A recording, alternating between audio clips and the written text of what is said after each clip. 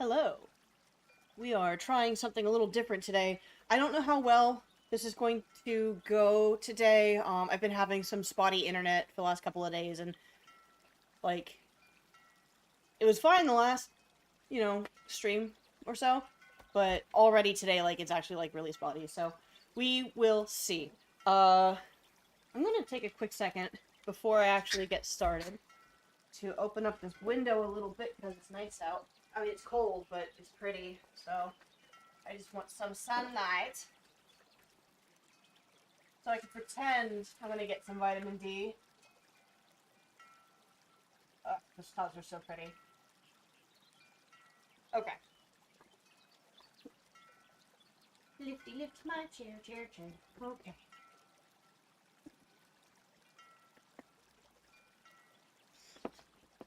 I can't remember the last time I had an office chair that didn't sink. I would like to have an office chair that doesn't sink. Okay.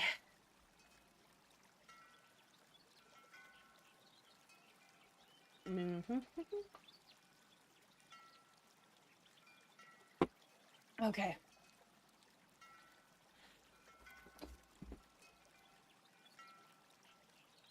I'm gonna get back to this, oh, background. I really should have done more of this yesterday. Okay. But today's a catch-up day. I am behind. I'm probably not gonna do the, actually, I should at least let them know. I don't think I'll be joining in on the, the life drawing thing in Dan's server, just because I need to focus on getting some work done. So, do.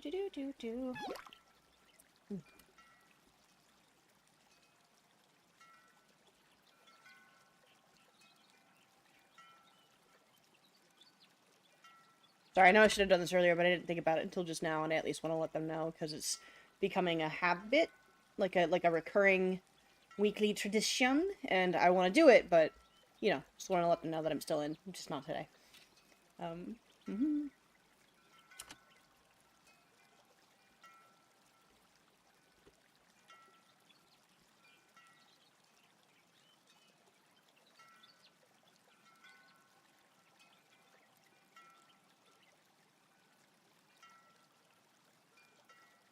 How do I spell catch? Why can't I type?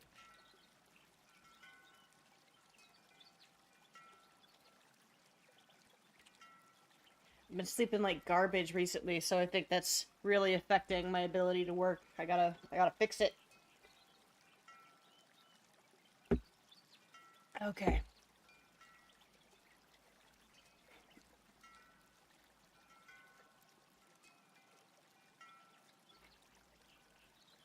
Almost ready, guys.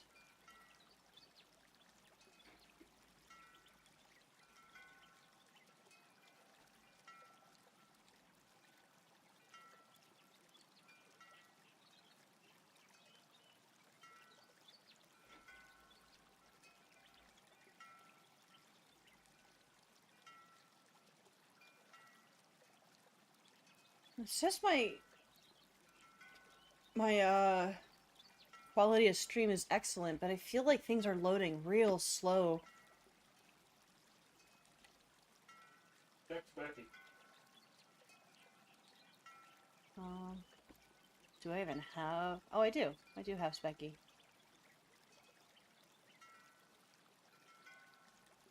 I'll let that do its thing. Beep, beep, beep, beep, beep.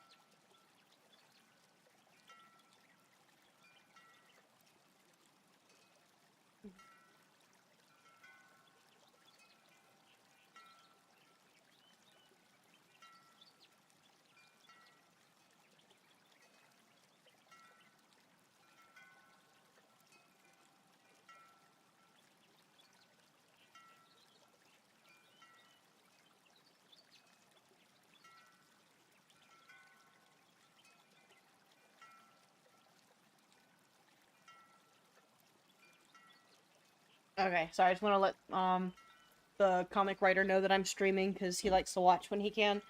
But there is now a 3-hour difference between us, where before there was a no-hour difference. So we'll see if he can make it or not.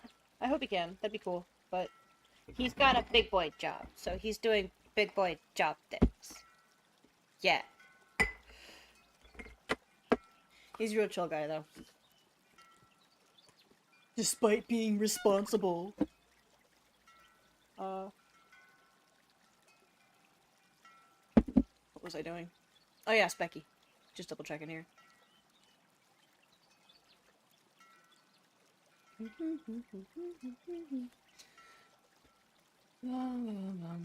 This work. Well, it seems okay. Okay. Anyway, here we go. Let's get in it to win it, guys. Blah, blah, blah, blah.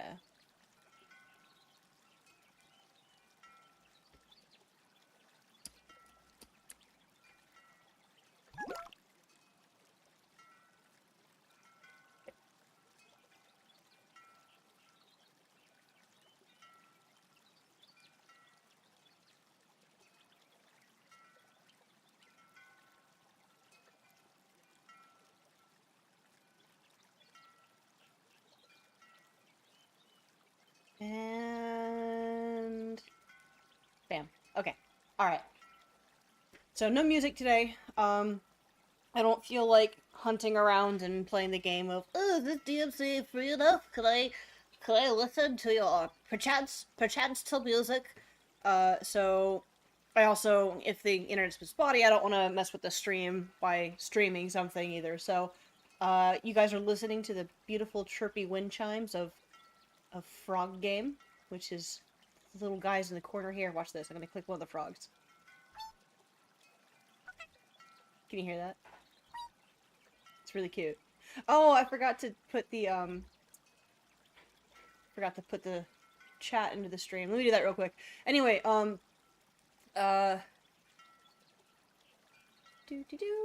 copy, close, chat, properties. Bam, bam. Okay, there you are.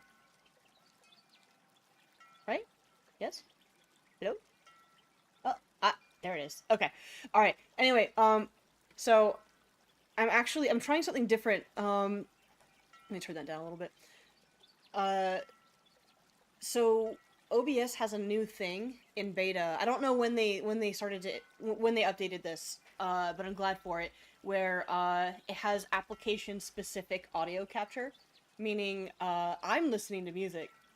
I've got my headphones on my computer for the music I have saved on my computer, which is so great. I've wanted some easy way to do that for a while, and I don't know when they implemented this, but I'm really glad for it, because this also means that when it comes time for, you know, streams where I have music playing, I may be able to play something for you guys that's muted for me so I can keep listening to my music, which would also be great. I would prefer that. Just, again, like, I need to lock in, and I need my favorites. I need my favorite way to lock in, which is music.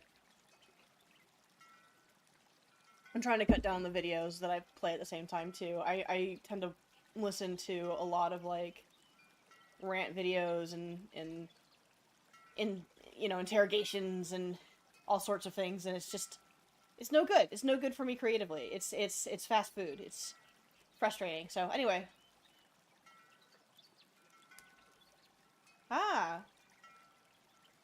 I'm sorry, wait, is it like a bad weird afternoon?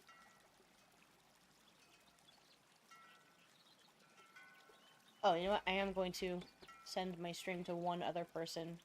Oh wait, no, I already did. Hey, Will. I'm streaming now. Oh. You don't have to be in. I'm just letting you know that I'm streaming now. No, you're fine. You don't have to, like, do anything. I'm just letting you know. I forgot to tell you. We're live, baby. That was Will. I don't know if you can hear him. My mic's pretty okay, though. You probably did. Oh, I'm sorry that was a bad weird. Well, I hope that you have, like, a good weird evening. Or just a good evening. How about just like a plain good evening? Okay. Alright. I think I'm going to start to learn Blender tonight. I'm gonna do it tonight. I'm gonna start it again. Because the sooner I get, like, parts of this spaceship set up, the easier it's going to make absolutely everything. Or at least, you know, drawing the interior and the exterior of this spaceship. It's a simple enough design that, like, trying to do it, blah, blah, blah, freehand and just the exterior, it's not too bad. And I've got a good idea what the main interior looks like. It's just a lot of blocks. It's a lot of blocks, and it's easy to get wrong. What was I doing? What size is this?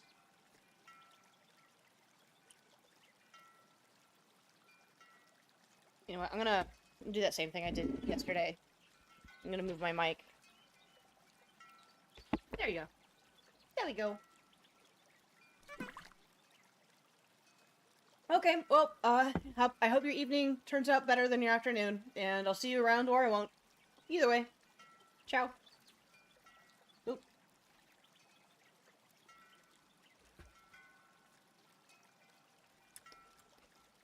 Somebody. Where?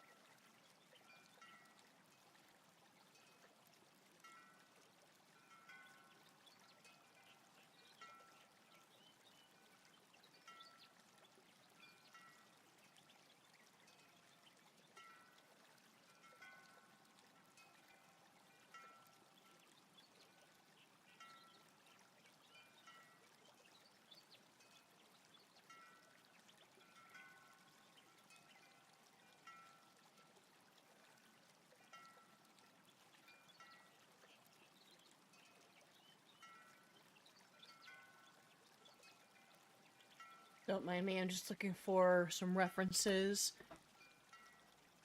I want to see the sets for 2001: A Space Odyssey, and it's really only showing me either the spinning, that room where they all go to space nap in. I'm forgetting what it's called, cryosleep, or the like lounging rooms. That one set where it's like Rococo, but I'm looking for more cockpit, like spaceship stuff. There we go. Man, it's such a cool set, though. I might have to rewatch this movie. It's been so long. I'm not the greatest Kubrick fan. It's not that I don't like his work, it's that his biggest things I don't think I've liked too much. I think I just don't like Shining. I think I just don't like The Shining. I'll have to give that one another watch too, but I feel like every time I watch it, I come out of it like, yeah, I don't know. I get it, he went crazy. Maybe it's the overhype. Like, I think everybody who likes The Shining really loves The Shining, and I don't know, maybe I'm surrounded by movie weirdos. That might just be really true, though. Like,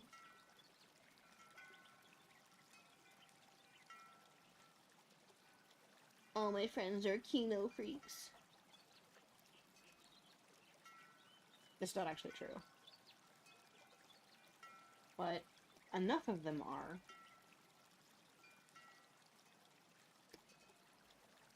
Okay. Like, I think this one...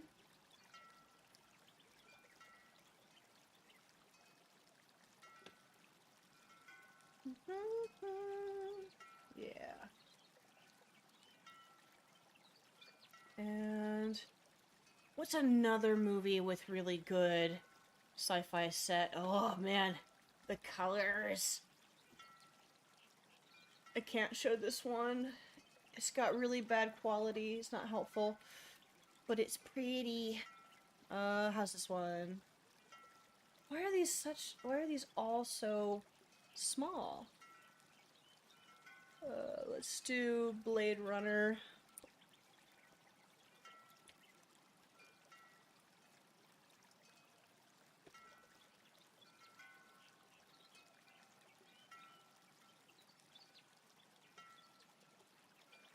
Oh, cool. I didn't realize. I mean, I guess I kind of did know this, but the confirmation's cool. They used models for sets for 2049. Ah, I love that. I gotta watch that one again, too. I remember liking it a lot. This is all city stuff. I need high-tech stuff. Oh, yeah, okay. This, shitty inside of their apartment's pretty awesome. Okay. This looks like a 3D re-render of it that somebody did, but it'll do. Copy.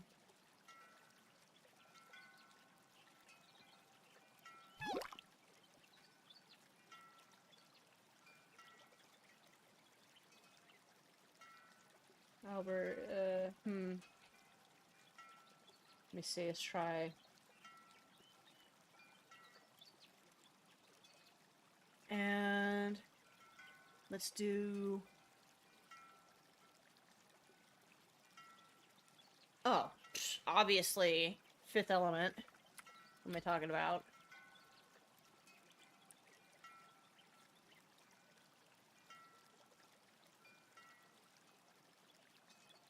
I don't want a Lego set, I just want a regular set. Come on now, Google. That's all big city stuff.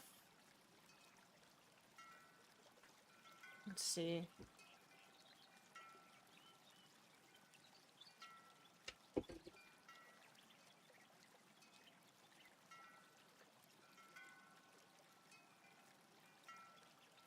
Yeah, there we go. Copy. And new from clipboard. Okay.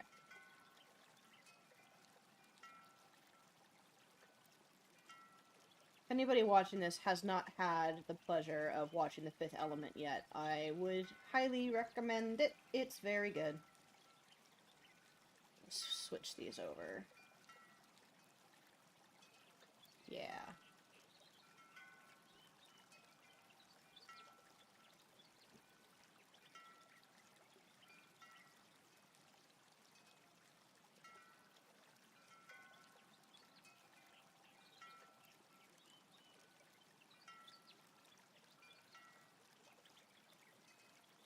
Alright. There we are.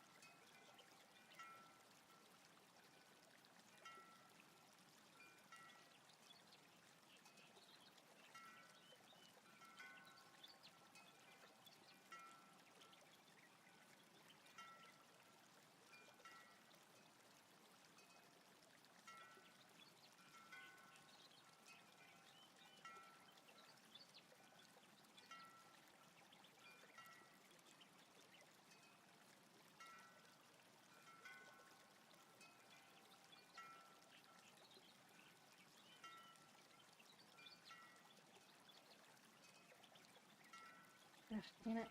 There we go.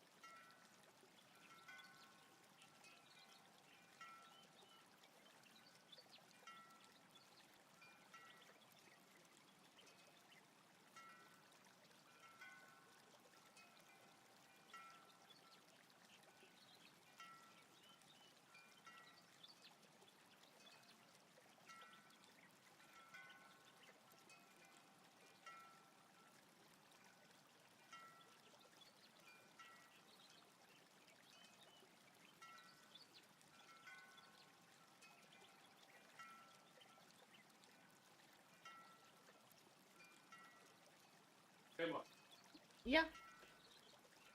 Best episode of MC.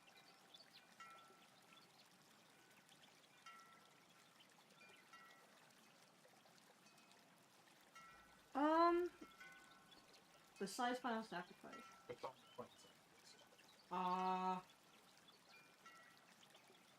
Space Mutiny. You think Space Mutiny? That's fair. Yeah. Oh, see, I'm writing. They brought back the MST 3K Info Club. Oh, fun. And I never got to join as a kid. Oh, okay. So I'm writing them a postcard and getting it sent through. There's a little like draft a postcard and we'll send it for you service.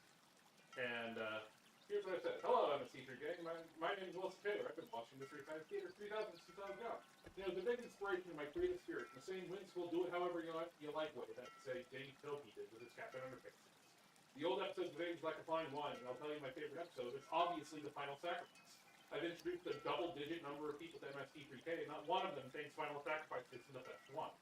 The question is always favorite besides Final Sacrifice. Mine is Merlin's Shop of Mystical Wonders. My longtime girlfriend is, and I was going to say The Touch of Satan, but... No, that one bores me a lot. There's a couple of jokes in A Touch of Satan that I like a lot, but otherwise, like, the movie's so boring. And it just, it feels longer than it is. But Space Mutiny's fun. Merlin Shop of Mystical Wonders the other one. It's so, like, I don't know why it took me so long to appreciate how great this is. Mitchell's pretty great too, though. Yeah. Oh, Mitchell dragged his points, though. Yeah, well, they all do, to be fair. I don't know, Spinal Sacrifice is uptying me. Spinal Sacrifice, huh? No, you're right. Yeah, that one doesn't so much. Space Mutiny. Yeah, Space Mutiny. We'll go down with that one. Derek Hard. Brick McCard cheese. Oh, beat up. Gristle McThor body. Chad, I'll be right back. I'm gonna grab myself a... Oopsies. I just dropped something. A glass of water. I am a thirsty lady. But, yeah, every second on this panel, I feel better about it. I think I'm still gonna shrink down that room a little bit. This feels too big, like I'm trying to squish it into the panel. So I think what I'm gonna do is, I just merged it with the lower layer. I think what I'm gonna do is I'm gonna undo that. I don't think it's too far away to do that. And, work outside of that panel to get the, feel right. Because squishing it in like this is just,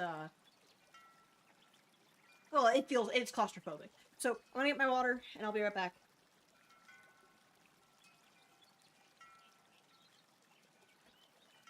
Does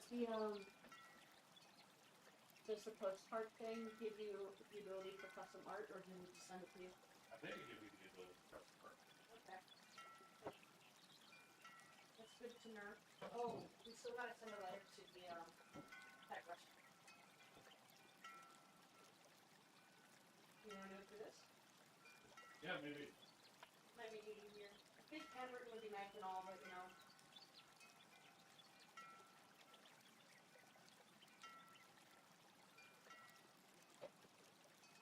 Don't forget your burrito.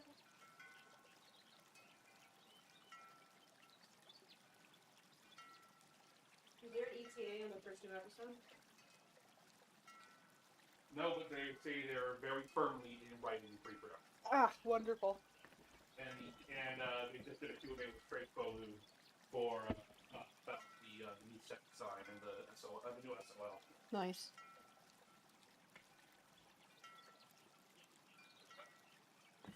Okay.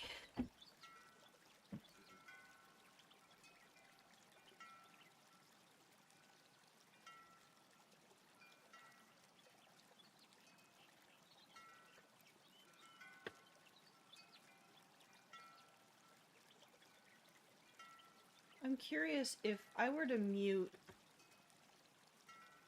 No, I'm just gonna. Okay. I'm curious if I were to mute the audio for an app, would it be muted for the stream? I think if I do it through the app, like if I go to this little frog game and mute it, it would probably just be quiet for you guys too, because it's through the application. I'll have to figure that out. Now that I've stood up for a second, I also just need to use the restroom real quick. So I will return very shortly. I'm just gonna I'm gonna do a thing. Hang on.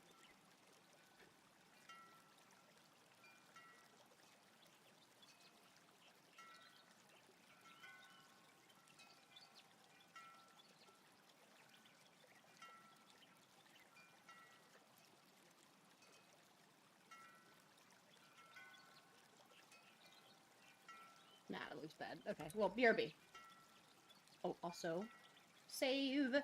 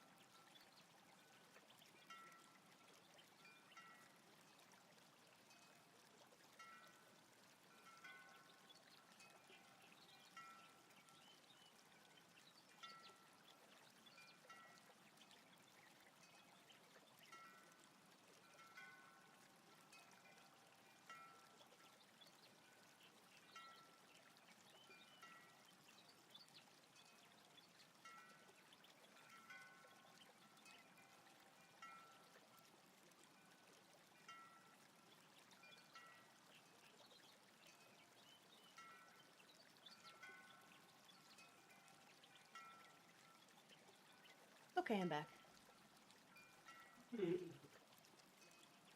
Ah, I don't need this sign anymore. That ugly sign. Okay. Actually, what was,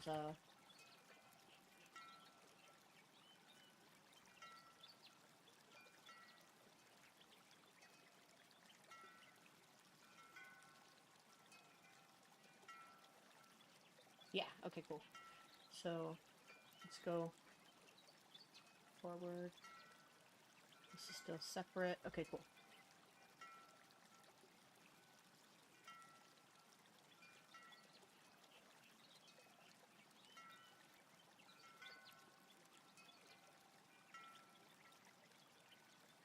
Okay. And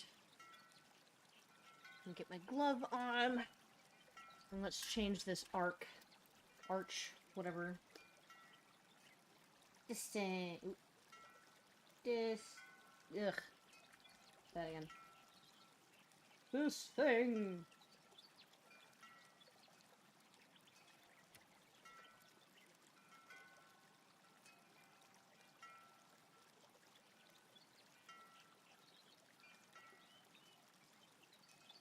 Just longer or also shorter? I think also shorter. Okay. Much longer? No. Well, she stands up. How tall will she be next to it? This is probably fine. I might arc it a little further here, but I think this is probably good.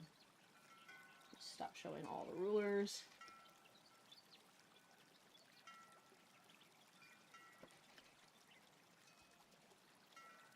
Let's get rid of this color history. That's going to be in my way. Okay.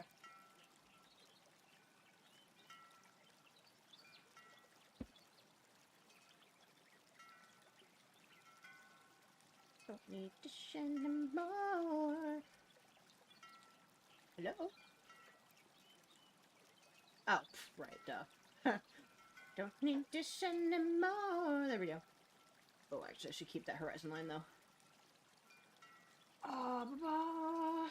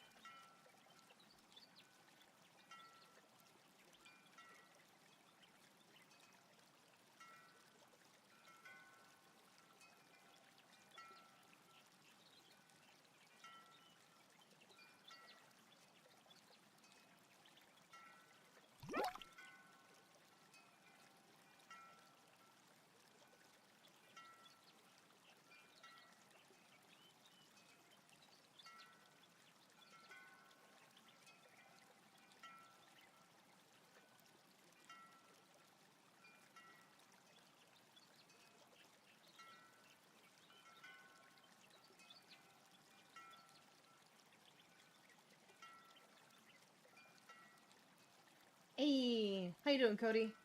Drawn's going good. Drawn's going real good. Except for that. Okay, there we go.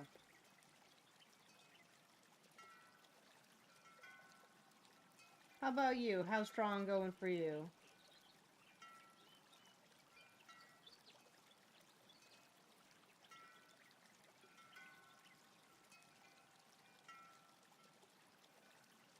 This goes down there, and then it goes up like that, and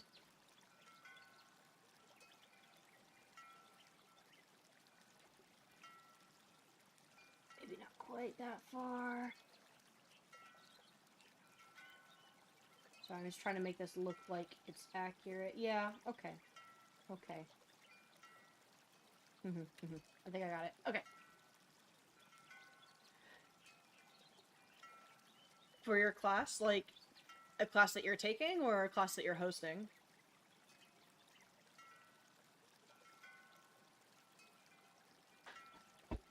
Ah, pardon me. I got a big old glass of water. Not so big anymore. I got water. Sweet, wonderful water. Okay.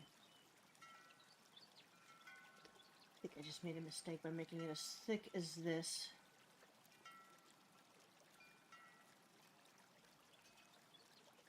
But it looks to me like I actually had it.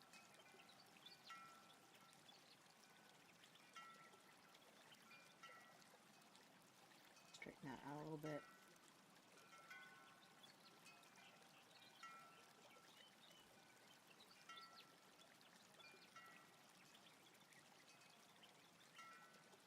Turn this inwards a little bit, see if I can lean it. I'm wondering if maybe just like the slightest hint of 3-point perspective could make this feel a little bit more pointed towards her. It's like everything here is leaning this way. I'm gonna have her lean that way, and maybe that'll help make it seem bad.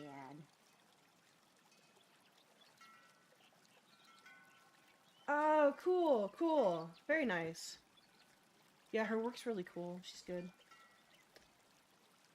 How are you liking it? Did you just start, or are you, like, in it? Like it's been a bit.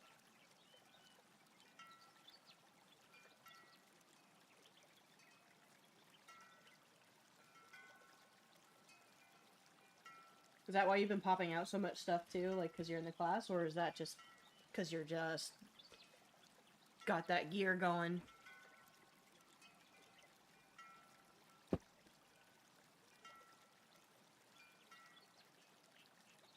Yeah, I think I'm right about these angles. Which means I should take this one and either totally straighten it or turn it inwards. I'm gonna try a little inwards. Actually, I like a little inwards. Maybe a little less inwards, but a little bit. Yeah. Yeah, I like that. Okay, cool.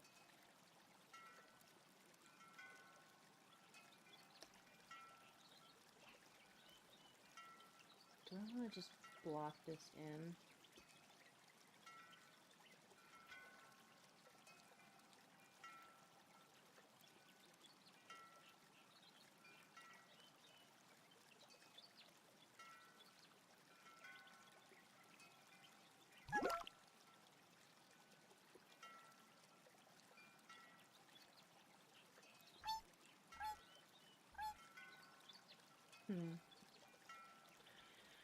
Week 2.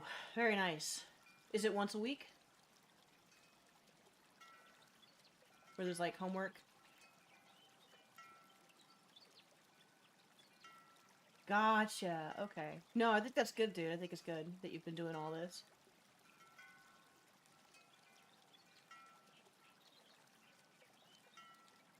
Obviously, like, finding balance with the amount of work that you're doing with everything else can be a pain in the ass, but the stuff that you have been sharing has been just excellent. So I'm gonna put on my chapstick real quick. Let's see.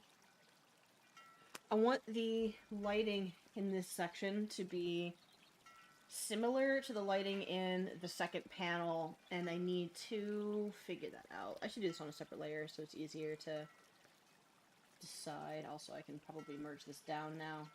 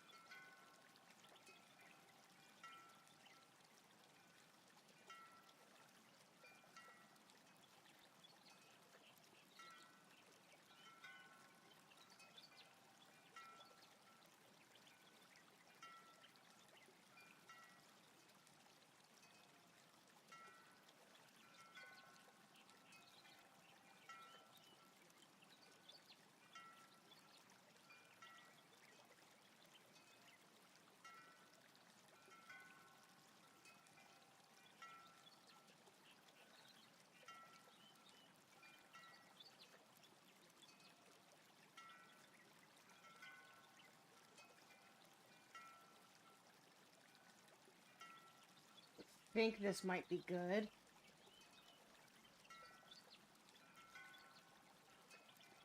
Yeah. Maybe that light source is on there. And the other ones. Okay. Okay. Okay. This is starting to feel like something I'm planning and not just a thing that I made up. Um, let's see. 14 weeks. Ooh. Once a week for 3 hours. Wow. So I'm assuming that like it's like a once a week check-in slash like lecture, right? Where like there's a lesson and then also you have homework to do, obviously. 14, that's a lot. That's good. That's good, yeah. Honestly, like, you've gotten a lot looser and a little bit more, uh, purposeful, which I know sounds like a bit of a, oxymoron, like a paradox there, but it's true, like, you can kind of see that flow state a little bit more in your stuff, and that's great, that's good. So once you get more and more comfortable to work with that looseness, you'll be able to get more painted. Not that you don't already look very painted, but there's a quality to it. I don't know how to put it.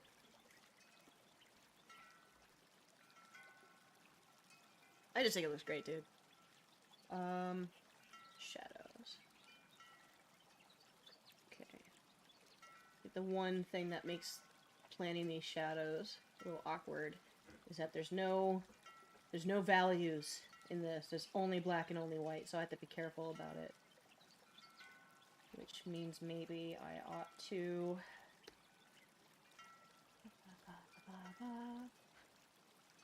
Oh no. Oh, okay. Never mind. I was worried I was on the wrong layer. Let's that again. There we go. I had it referring to all layers. That was my mistake. Let's just...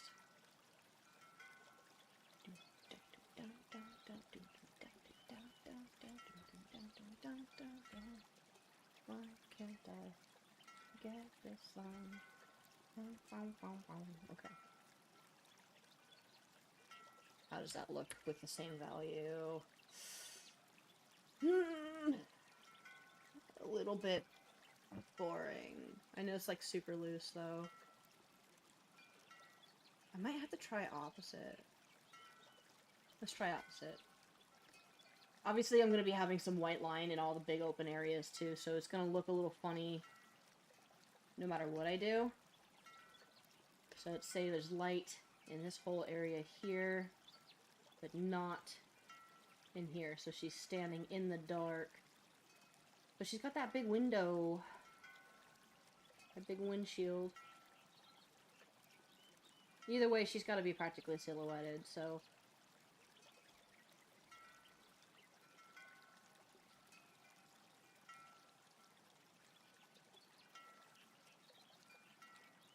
Light in that room, dark in this room.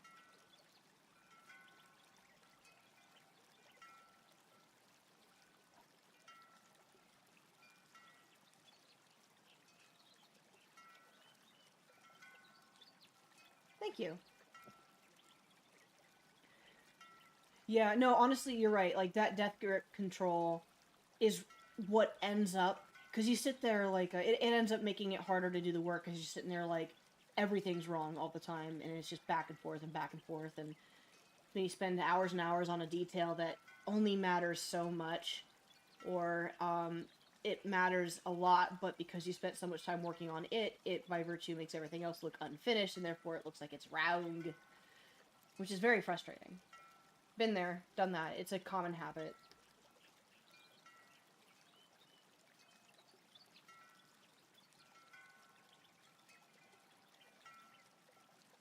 Yeah. Maybe, I want to have, like, an angled shadow here.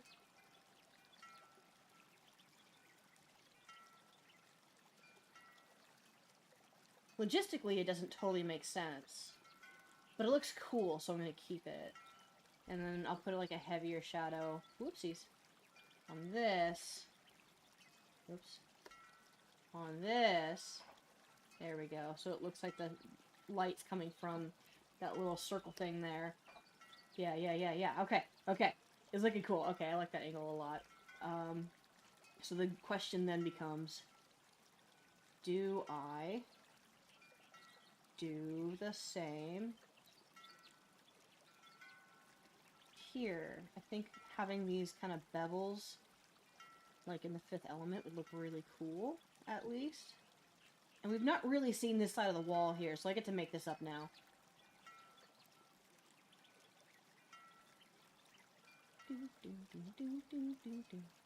And that cabinet connects to the wall directly, so having this sort of go around it, that would look cool. Okay, so that's a good way to darken that without really darkening it. And then vent, mandatory vent. Yeah. It just needs more things. That's what's gonna happen. Yeah. Little caution thing here. Careful. People come down here.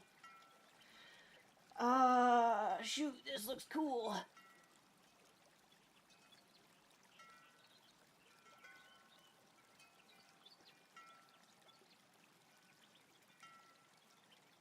Yeah. Okay. Yeah, that fits. So, that means I gotta do that. Would I ever give a class on Discord about building it? Absolutely, yeah. Actually, I don't know if, I don't remember if you were around when Mike and I were talking about doing this, but the workshops on Discord is something that we both want to do. It's something that I've done before, and I would love to get back to it. One of the things I'm planning for this year, starting this week actually, is finally getting my YouTube channel to be a proper YouTube channel and make videos and put stuff up. And part of that's going to be workshops and lessons and such. So, page layout, happy to share it. I'm not researched on it. I just want to be very clear. I have a vibe, I have a flow, I have a method to my madness, but I don't really research how people do it. I just sort of, like, do it. So, I think, if you want, I could probably even do it tonight and just, like, share what my process is. Because I very much, I vibe code it, I vibe panel. But my logic, I think, is something that a lot of other comic artists share. I just can't speak to that directly because I've not talked to a lot of other comic artists.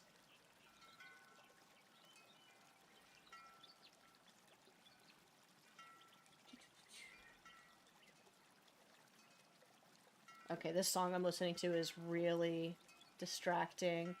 A couple of years ago, Danny Elfman released a new album, which was really exciting because I'm such a Boingo fan. Hey, Blade. But, like, this new album sucks. I'm really excited for his next new album because I think maybe it'll be different. But it's just, I don't know, I don't have the right words for it. What am I listening to? This is great. What is this? Oh, Rod Stewart. Okay, yeah. I know you guys can't hear it. I'm sorry. But yeah. Anyway. So some of the other things I'm intending, or planning really, on, doing a workshop and or a video of. Definitely a video. I may do a separate workshop. I don't think I want to just, like, record the workshop and post it, because that seems maybe... I don't know. I'd rather just make a dedicated video, too. But if I do both, that's fine. But, line work. So, inking and, how I choose to do some lines over others, different stylistic choices, how to get variety, why ratio is important in art in general, honestly, but, and inking it very much is because you have two tones. And if you're not relying on cross-hatching, and even if you are relying on cross-hatching, you have to be very careful. because you're trying to trick people more than if you have color. You have to try harder to trick people with ink than with color. I think you have more to work with color, which makes it its own separate puzzle piece that for some people is harder, for some people it's not. But I was just talking to somebody else in Dan's server yesterday, day before, both. They shared a painting of theirs, and it was a really cool, fun one. It was like some Warcraft characters skateboarding and just having a good time. But I ended up doing a quick, very, very simple breakdown of a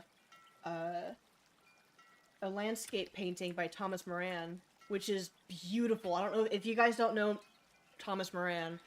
I would highly recommend looking at his work. He was a painter in the 1800s. There was a movement for, I think I've talked about this on stream before, there was a very big movement for landscapes. Partly as an environmentalist thing, trying to get the president or just people in general to sort of invest in the future of environmental areas, or in, like, let's go to the west, or whatever it was.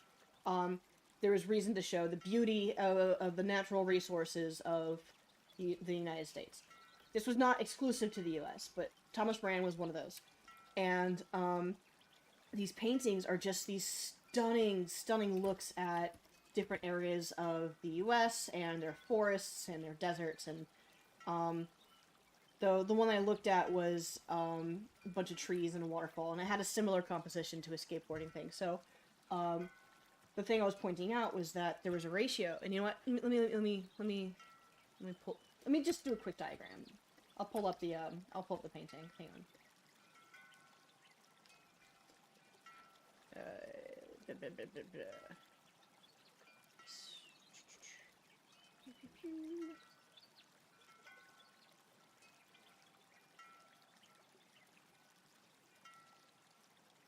And let me find that painting again, one second.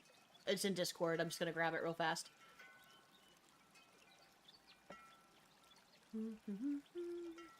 What was it? Critique?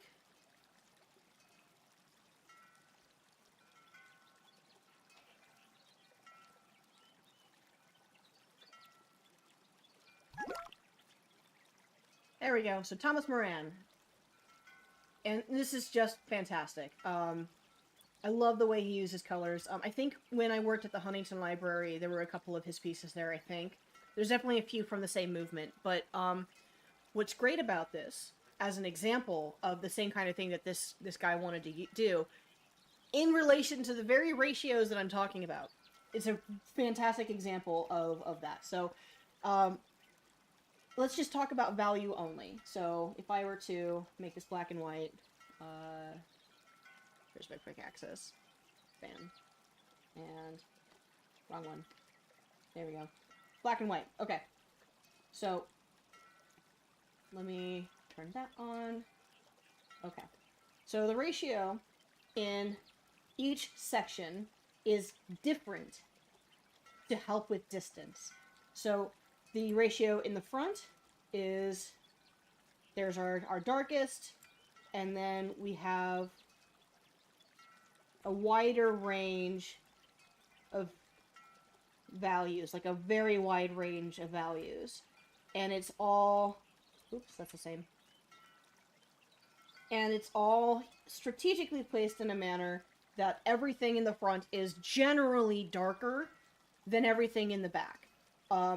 You could argue that this little offshoot right here is part of this as a way to lead the eye, because if you look at it in color, the colors aren't the same, right? But it does rely on similar values. So there's a lot of different kinds of contrast, right? So you have hue contrast, so, you know, you get your opposites, you know, your yellows, your families, your blues, your greens. You have your value contrast, which is light to dark, your textural contrast, which texture can also mean detail, in my opinion. So, like, if you look at this area right in here versus this area out here. Like, there's far more detail and texture, and I think the only difference is intent. So this is a tree trunk. That's texture, right? This is a rock. That's texture. These are rocks. That's texture. But this is a tree. The detail is that those are pine needles, right? So it really is like context, but it's still texture. It's a different texture than out here, right? And then continuing with the other contrast here, the darkest amount that each section gets is different. Nothing else out here, aside from a little bit down in here, gets as dark as the front. But additionally, to help maintain that we're here in the dark and looking out here into the light, nothing else in the front gets as light as everything out in the back.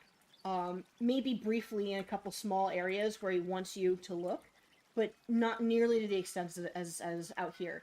And even still, he does this tunnel where we have light, and then dark, and then light, and then dark, and then a horizon line, and then all this mid-gray, right? So he's leading your eye, but he's still being very, very careful about how much light and dark, how much detail to not detail, how much saturation, another great contrast to keep track of. So in here, that was another thing I pointed out. These greens, these greens and kind of warm grays, couple of ochres and browns and things just kind of sneaking in here. All the brightest greens are in the front. The only other really bright color, like vibrant color, is these really nice ochres and this very strategic, oopsies, blue. To help, again, point your eye. He wants you to look at that. But he doesn't only want you to look at that, because we're also seeing, you know, smoke in the background. That could be industry, that could be a city. We got this little bear over here who's being careful to show you. The people, yes, you are correct to note, he is using people for scale, which also tells us that if that's how big a horse and a person is, that bear way over there is massive. It's a big old bear. But yeah, and a lot of these painters would do that kind of thing too. There's one, and I can't remember who the painter is. It could have been Moran. I think it's somebody else, who did this massive piece. And it does this tunnel thing too, where it's like you're looking way off over here, and there's these big old trees, and there's little birds everywhere, and there's like a little house over here, and like one little person. It's a really good painting, but I'm not gonna hunt that down right now. I don't remember what it's called, and I need to get back to work, but it's all ratio. It's not exclusively ratio, but it's how important that is. If you know where you want to put something, if it feels off, check and see. Are you allowing too much in an area or not enough? Do you need to suppress the amount that you allow? Do you need to expand on it? Do you need to shift the ratio? And what I mean by that is if you have an area, that has, like, you get from the darkest all the way to the lightest, but then you have another area where the darkest is here, and then it still allows you to get all the way up here, and then you have another area where the darkest is here, and you still allow all the way up here. That's pretty good. So if there's an area where it feels like it's muddied, then maybe limiting further, or maybe the reason is that you're not actually reaching as far as you should, and so it's getting too similar in the areas, or maybe you should allow a little bit more of this, but less than the area that has most of it. So it's all sliding scales and puzzle pieces and problem solving, and I'm getting distracted. I gotta get back to this. But anyway, I hope that's, like, useful, because I went on a bit of a rant there, and I don't know. I miss teaching, guys. I've only been gone for less than a month, and I miss teaching. Oh, man. Anyway, yes. So, what was I doing? I gotta draw her into the frame. I need to do that. Where's my blue? Is this really 600 DPI? I feel like something feels... Oh. No, it is. Okay. Okay.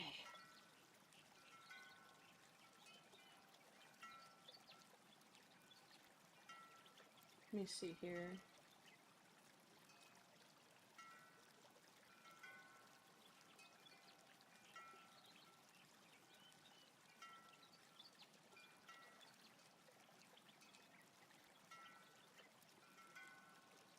What I want to do is, get a bit more of an obvious curve in here, and I feel like when I draw it in and I'm building it, I lose that, so I need that. Hey, welcome back! You know what? I've not been sleeping all that great either, bro. I'm right there with you. That sucks. I need that. But I think I understand why I'm not, because I've not really adjusted to this different time zone. Like, there's a 3-hour difference between here and, in Los Angeles, and I am feeling it, Mr. Krabs. I think that's probably good. Okay. Let's do frame function. What am I looking for? There it is. Ellipse. Let's do an obvious color. And slightly... Yeah, okay.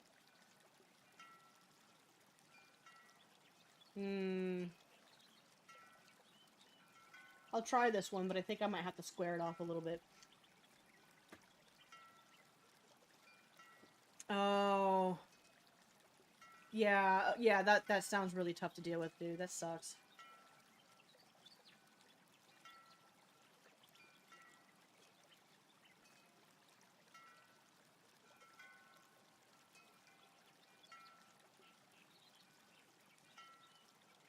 Let me see. I think down here.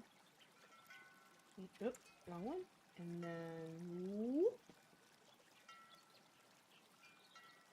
Actually, that might not be too bad. Okay. Yeah, I was worried that this would be too curvy, because I want the area between, the two actual, steering contraptions. I don't want to call it a wheel, but it's like a wheel. It's like a steering wheel. Whatever. The drivey stick, okay, I want that area to be straight, basically straight, and then only curved outside of that, so, let's see how this looks.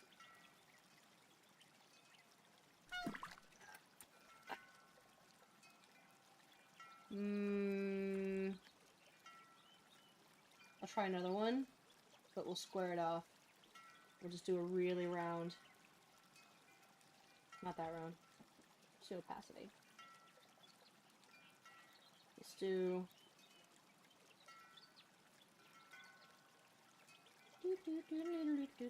I guess I can just type it in. Let's try that.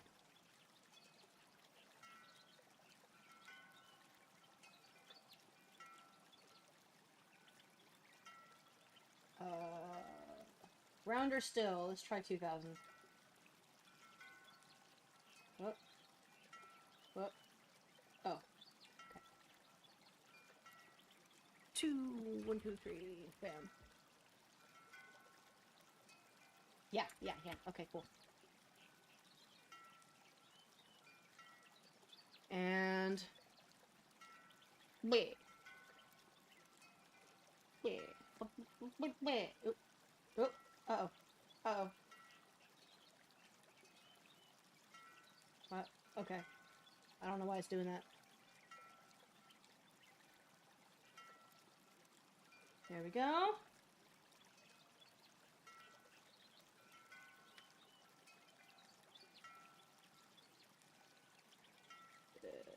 Where did I put it before? Here?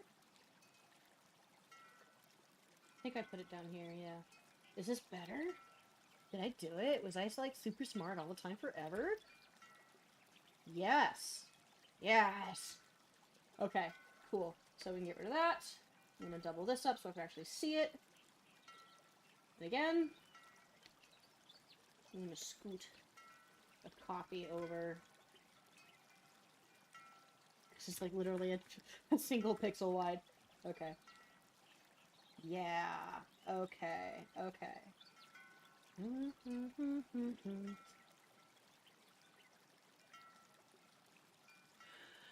I've not heard of LuxCon. I'm going to look it up.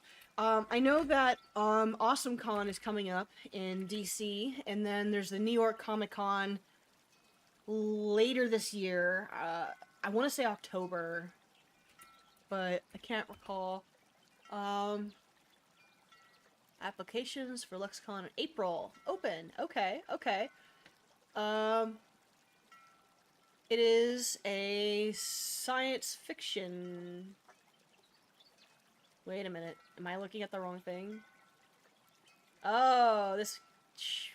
Where is this? Where is it? Where is it? Is there another LuxCon that's somewhere else? This seems maybe... about as contact volunteers.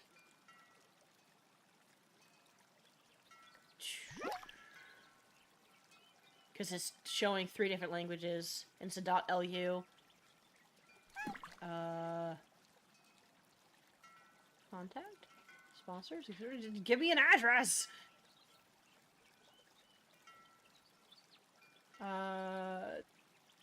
Yeah, this is not... This can't be it. Let me try it again. LuxCon? Yeah, that's in Luxembourg.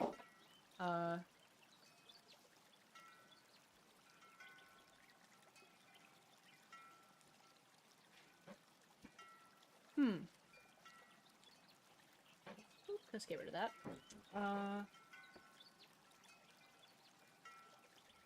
You should definitely start going to those things. Yeah, so the LuxCon I found is in Luxembourg, and it's like a sci-fi fantasy thing. There is a website that shows you conventions and their schedules for your state, and I think it's exclusively for United States and Canada. Let me see if I can find it again. Hang on. I'm just gonna look up New York convention schedule and see if that website... Yep, fancoms.com. That's it. Okay. So let me share this with you so that you can check it out, and everybody else in chat can check it out, because it's a very helpful website. I've used it to, when I was tabling more often, pre-COVID, I used it to help me figure out which cons I wanted to go to in California. I ended up not really doing a lot of them, but it was still useful to have that to figure things out. But in New York for this year, coming up, let's see, what's today, the 17th? There's SimCon. Wait, what do I have this set for? What? I just have it for everything, and it looks like the types they have are anime, comic, costume, furry, gaming, horror, media, sci-fi, toy, and video games. So we won't have to worry about somebody's dental convention on the list. So, where was I? So SimCon in Rochester, ToraCon, March 21st and 22nd, also in Rochester. The Kingston Independent Comic Expo in April, Geek and Art Confluence. I don't know why it's called that. That's a silly name. In Syracuse, April. There's Brick Universe in Rochester, MCon Anime Fest in East Meadow Public Library, so it's probably tiny. Unless that public library is massive, I don't know. And then it goes into May, June, July. There's quite a few. I don't see the New York Comic Con on here. Am I blind? Maybe it's just not listed for now, but their website definitely has things going on it. Anyway, boop, boop, and bringing this down so I can, yeah. So check it out. Definitely do more cons. I'm in the same boat that you are. I would also like to do more cons. I did go to Pasadena Comic Con this year before I moved out, and it was really interesting. Uh, it's a smaller con, and I liked the con itself. I thought it was very good. I would like to do it again. What layer is this? Is this more? This is more. Yeah, it's more of that. Sorry, 1 second, guys. There we go. But the problem that I had with it, and I want to use like problem in like big quotation marks here because it's not really an issue. There's a lot about it that I agree with. Um, was that they had a panel for they had a lot of panels, and they had a panel for a big name like comic veteran to talk about his views on AI, and I think it's good to do that. I think it's good to have people talk about things like this, even as in this case, if they're in the generally opposite end of what the clientele of your con are likely going to have. So he was for it. Ah, okay, they rebranded. Cool, good to know. Oh, in Pennsylvania. Where in Pennsylvania? That might not be too bad of a drive. Where am I? I need a map. Anyway, it's so weird to be so close to so many states, dude. Like, it would literally take an entire day of driving to go to, like, not even a whole day, just like 4 hours to leave the state in California. Anyway, yeah, so he was talking about his views on AI, and it was a positive thing for him. Like, he really liked it. But it was awkward. It was awkward. It was, first off, there were so few people in the panel attending when we got there to sit down, myself and, the writer for this comic, Adrian, um, uh, that he was, like, looking at the tech guy and was like, was there an announcement? Are there more people coming? And that was awkward. Like, for everybody. Like, if I were running a panel and I had to, like, look at the tech dude, like, seriously? I feel like, I would feel not taken care of, right? No matter what I was talking about, I would feel very not taken care of. And that blowed, you know. I kind of felt for him there. And then, there were, like, maybe, by the end of it, 10 people in the audience. Maybe a little more. I don't think it was less. But, is that too forward? Do I want to pull it back? I guess I pull it back. Sorry, guys, 1 second. But his opinions were also just so not well thought out. His thoughts on it. The main thing is that he was not talking about it at all in terms of his environmental impact. That never came up the entire panel. Which, like, I feel like that's kind of an important element when talking about your opinions on AI to at least touch on, even just once. I could have asked. I didn't ask. I probably should have asked. But the other thing was just that I felt as though he was not researched on supporting his own opinion about it, which was really frustrating because it just felt like I use this thing and I like it, therefore it's good. It helps me do the thing that I like.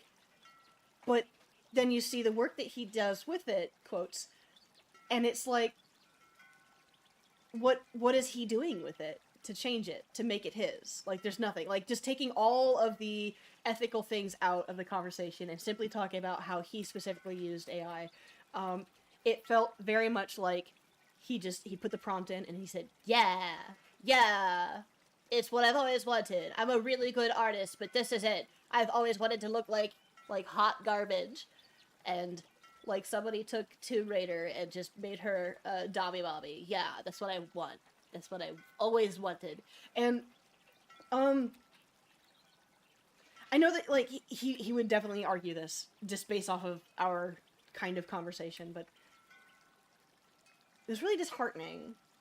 It was really disheartening to have somebody who was influential on an entire industry for many years. He's a veteran. He was, a big part of it, and he was a big reason why some people were more accepting. I think he was part of the conversation of bringing computers into comics, into art. Oh, I'm on the wrong layer. Damn. And that's also important because computer art very much can be art. It's not even a question. It used to be a huge question because there was a lot of this idea of like, well, the computer does it for you, but no, it doesn't. The computer, up until recently, did not do it for you. Therefore, it was choices, and choices make art. Anyway, we got into like a little bit of an argument in front of like 10 of people. So that was my experience at the Pasadena Comic Con. And oops, I didn't want to delete that. You know what? I'd do it again. I would do it again. For one thing, it was fun. The con itself. A lot of great artists there. It was just a good, small but a good artist alley.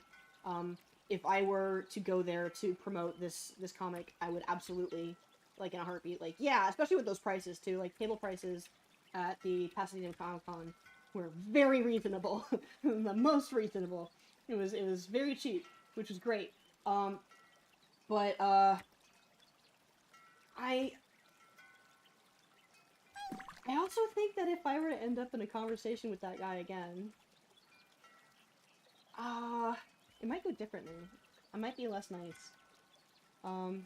Maybe I wouldn't be less nice. I think I'd still be nice. Every time I say I'll be less nice about something, I end up still being very polite. I'm not as mean as I try to be. I never, anyway. Sort of like the people saying that the solution to make it an art is to enslave themselves to the work after Dave's... What? What? Wait a minute, hold up. What does that mean? Oh man, this is the mentality of people who are like, it's pencil slop. What, you're gonna work really hard. There was some guy who was talking about AI music was like, yeah, like learning a guitar is hard and it's not fun and you get all like about it. Like obviously he was more eloquent, right? But I mean, if you don't enjoy learning an art form, if you don't come out of it feeling like you just accomplished something, or at least, even if you hate doing it while you're in it, there's a lot of artists who hate doing it while they're in it, but if you don't come out of it like, that hurt so good, or, that was fun, like, if there's no positivity, then this is not the art form for you. And it's that simple. Like, if you don't want to put in the energy because what you don't get in return refills that energy put in some capacity, then you need to try something different, and that's okay. You don't have to. There's no glory in art. Really, any real glory in art is from other people. But if you're just like in your room, on your computer on your own, or enjoying your sketchbook privately, glory is not given to you. And if you're in it for glory, then you are in the wrong field. And you're in the wrong, you know, you're into art for the wrong reasons. And anybody else saying that like, oh, well, you know, it gives people who can't do art a chance. It's a disability thing. Hasn't been paying attention to how many people with disabilities have been doing art, whether, you know, painting or sculpting or dancing or I don't know, writing. Lots of people do many things despite their situations, no matter what. People just are... It really just promotes a lack of creativity and curiosity. People need to be curious. People need to be curious. We are naturally curious. And seeing somebody go like, I need this thing to tell me what kind of sandwich to have, it makes me sad. It takes the artistry out of being alive. Like, I know a couple of artists who like to use AI as like a jumping off point. And again, I still have problems with it.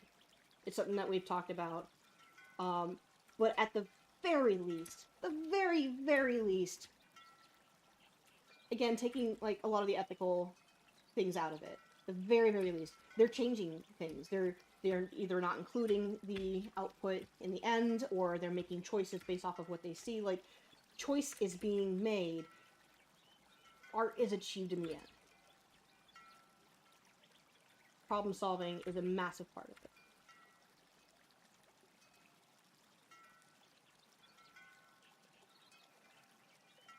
There we go. I like that line better. Yeah, one of the most famous tattoo artists had extreme mobility issues. I always forget his name though, so hang on. And this dude did tattoos. He was a massive part of the history of tattoos. I'll show you a picture. You'll see this guy and you go, okay, you know. Where is he?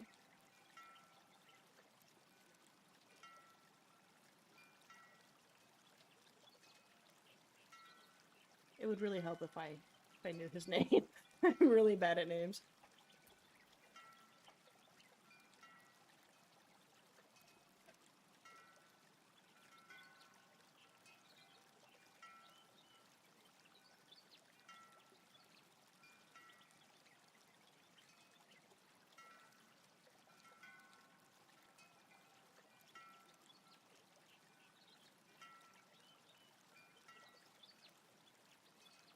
Oh my god.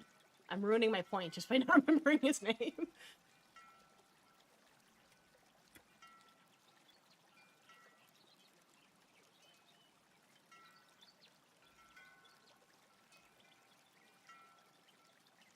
Ah, there he is.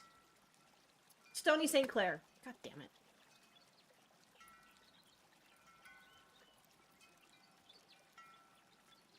Oops, that's not how you spell St. Clair, but okay. This is Stony St. Clair. Copy.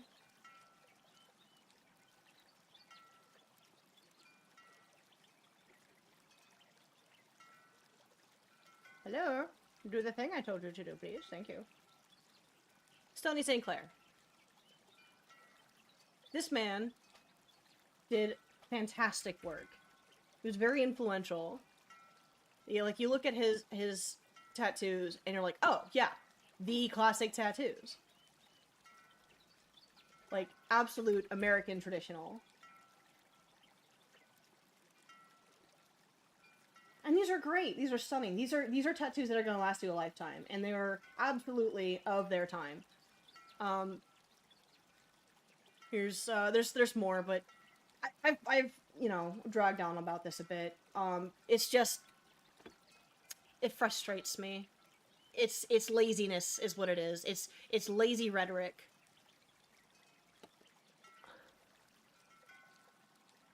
No, you didn't sin. I have my reasons to believe that it's not, like, the greatest idea, primarily just because of how wrong it often can be, or how, I don't know, awkward, like, it forces you to sort of fix things, or you may find that whatever you're researching is inaccurate because it's based off of movies or something. Whatever it is that you're looking for, sometimes, perspectively or something. I think that there's also a major hype against it too. That pendulum swing can often be unfair in online discourse like this, where, like, oh, if you've ever used it for anything, then you're evil and you should just, like, I don't know, get off the internet forever and unalive yourself or something, which is not cool. It's not cool. There is such a thing as, like, reasonability, like, it's fine. Like, it's the thing is that when it comes to these discourses, a lot of people don't believe in a gray area. And there is, though. There is a gray area. And I don't know. I'm not a fan. I don't use it. My reasoning is mostly, I don't like the ethical issues. I don't like the environmental issues. I don't like that it often is wrong. And also, I don't feel like learning. It's a lot of different things, sorry, just pop my back. But, like I said, like, I think the people who do use it in their process and are able to maintain the core of their work, like the core of their voice, and especially if it doesn't really show up in their piece, you can still make art with it. But the emphasis here is with it, not it is. It itself is not. And I think that there's also a means to, how do I put it? I don't know. I think at some point it's going to be good enough that people can use it for reference, which also kind of saddens me because, again, most of the references that will be being made will be copies of copies of copies of copies, and not as helpful or as beautiful or as accurate as the real thing. And that involves not just the the real thing of I guess that does make it look like those things are further away from her. I should probably scoot that in. And I don't just mean, like, if it's an AI picture of a tiger, and then the tiger has, like, 5 eyes and a human hand sticking out of it. I mean, like, if you're also going to try to learn from somebody else's work, there's no mindset to copy from an AI version of that. Like, I get that it's stealing from that person, and therefore you could argue that the mindset is embedded into the work that it's stealing. But the choices that the artist makes versus what the AI pops out are not the same. You have to, like, get in their head. And if there's no head to get into, then you're just learning off of something that, I don't know. It's just, it's missing. It's missing something. It's missing a lot. I'm gonna go ahead and switch the topic here for a second, because I'm getting riled up. And it's hard to focus when I'm like, this thing. But just to short answer your question, is it a sin that you've used it in the past? No. No. And if anybody gives you shit for it, they can calm their tits down. If you're using it to learn with, maybe don't. You'll learn better if you don't. I think in the very, very end, it's going to end up, as far as industry, and again, taking the ethical aspects out of it, out of the conversation, because one can hope things will go a different way, but that's not how it always goes. It would be nice, but I think it's going to, as a prediction, end up being a pipeline tool. It's going to be a pipeline tool. People who want to do their own work, great, awesome, do it. Yes. People who work for an industry, whether they want to or not, they're going to have to learn it. I think it's unfair, but it's just the way that industry seems to work historically. It was the same with 3D. When 3D animation started making its way into the industry, it was touted as being something that was cheaper to do than 2D animation, but in the end, for a very long time, and I think technically now too, but I won't say that with my full chest without doing a little research, no, it's not. It is not cheaper. And it never was. It was the same also when studios, I think primarily Disney, had executives that were like, yeah, no, just steal the pencils from this different movie. It'll save us time. Because the motion already exists, so we can steal the scene from, I don't know, Jungle Book and use it in Robin Hood. I might be mixing that up, which one went first. I think Jungle Book came first. But according to animators at the time, it absolutely did not save time, because they still had to change everything in the movement to look like those characters, and it took a lot of time and effort to do that. So companies are they're gonna cling on to it. They're gonna say it's good for reasons. Whether or not they're being truthful about their intentions is, I don't know what it is. If you want to work in an industry, you are likely going to end up at some point working for a company that wants you to use it. Cooling systems for the servers. Yeah, oh yeah. It's going to get bad. Especially with, like, the way that computer parts are going right now and how it's spreading to other computer parts now. Like, NVIDIA sold out all of their hard drives for the whole year, and allegedly, don't take my word for it because I haven't dug into this too much further than this, they're into talks about doing it again for next year. And it's for, I forget which AI company, but it's for a company. So, if you're looking to upgrade your computer anytime soon, sell your car. Sorry. Mortgage your house. Sorry.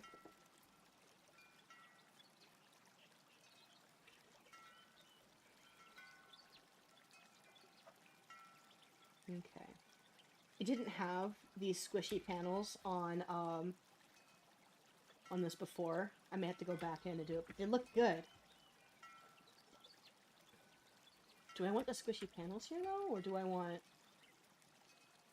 bevel? I think I want bevel. I think... Oh, wait. No, I want to keep that. Go back, go back, go back, go back. I want bevel.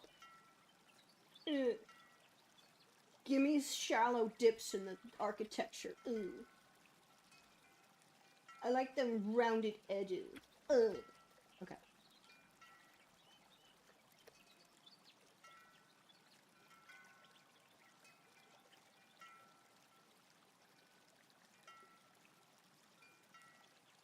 Yeah. I like the squishy edition, but it did feel in the way. But this feels like there's something here. And even though it's decorative, it looks like it maybe could allegedly, potentially have some kind of technological or aesthetic purpose outside of looking cool. But I assure you guys, it's only here so that it doesn't look empty.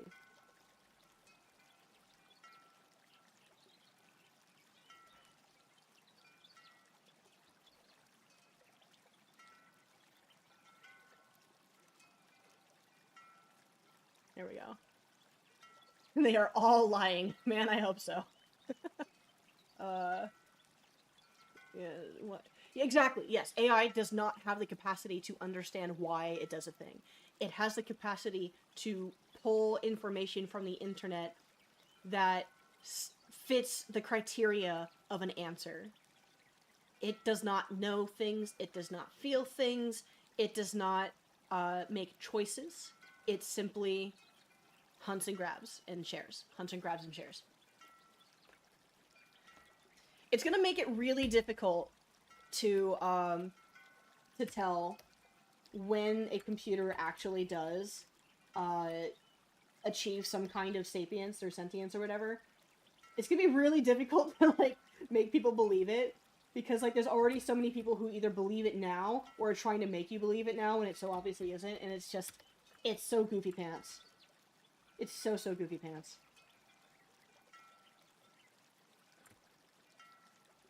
Do I want to double this up? No. Do I want to change the interior? No. Maybe, like, a hint of the bevel?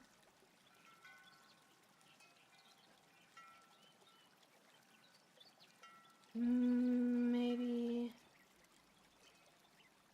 fewer lines? Does that feel...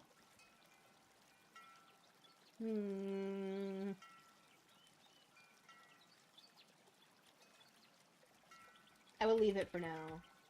And I will make that choice when I ink it. Okay. Oh gosh, where's my other... I need another sort of kind of reference.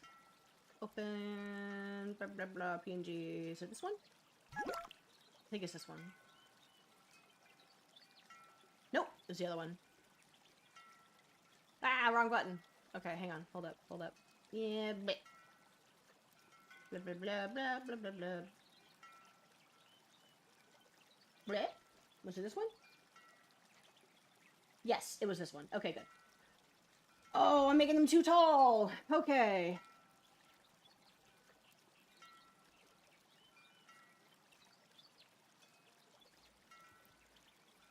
And let's scoot this over. Bam. Bam. Okay. Yeah, a little too tall. Okay. Okay.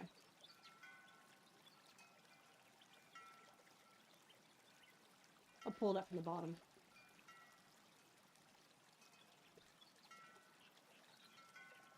Yeah, because that'll raise up the desk a little bit too. Maybe... there? Oh, wait. I just put it back where it belonged. Okay, let's try that again.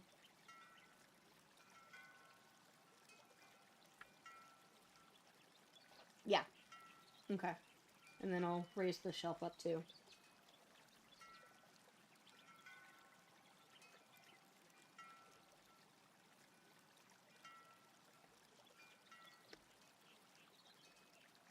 Come on, guys, unreal.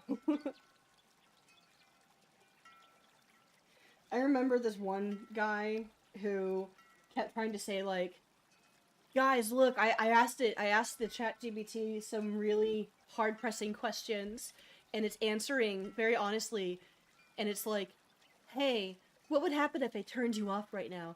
And it answered, like, I would be very sad. I'd be very sad. Please don't turn me off. Like, this guy doesn't understand, or he does understand and he's trolling, or he does understand and he's just being a little, like, technological pick-me. It's just, like, it's ChatGPT. It's making up an answer, or I guess making up, whatever. It has an answer based off of what you trained it to act like. It's like, I don't know. I have maybe a little bit more disdain for that person than I do the person who's like, it's my boyfriend. It's my girlfriend. I married it. I'm married and then I married this. Like, I feel sad for that person. But I don't have as much disdain for it than I do the person who's trying to trick you.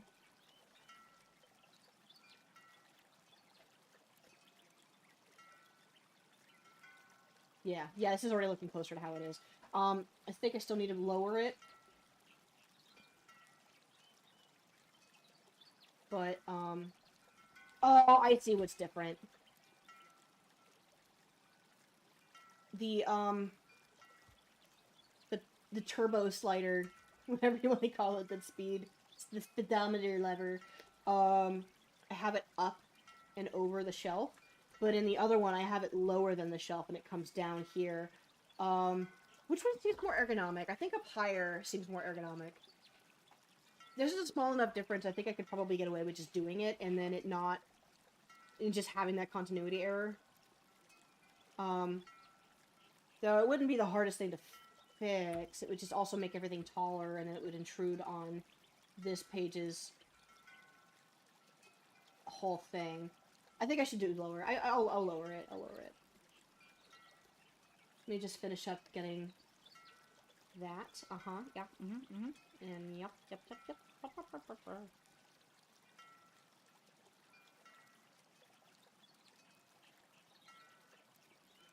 And then bring this down lower so it slides across it. Yes, creating that divide, and it's only a little bit lower. Haha!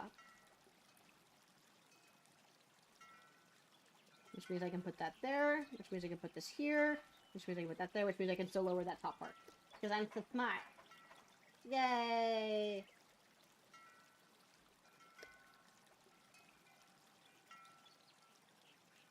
How much taller than that vase is it?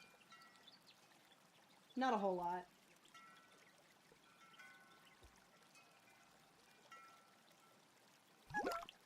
That'll do. Okay. Because it's just above the flowers and not above the vase. Yeah, that'll do. That'll do. Hooray! I was thinking a little to myself a while ago, I was drawing Action Comics. Very cool. Very cool.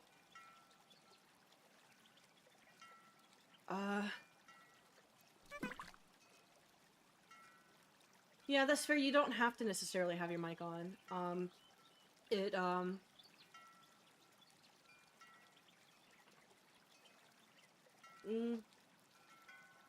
The font I'm using is, I bought it from, oh gosh, what's it called? I think it's called Retro Supply. They're great. They're a really cool, Yeah, Retro Supply. So this is their tomb font, which is based on classic lettering. And it's like $30. And you get a couple kinds, I think. Let me share it with you. Enter, there we go. I like Retro Supply. They've got textures and brushes and some other things for Photoshop and Clip and Procreate, and they might have a fourth one in there, I don't remember.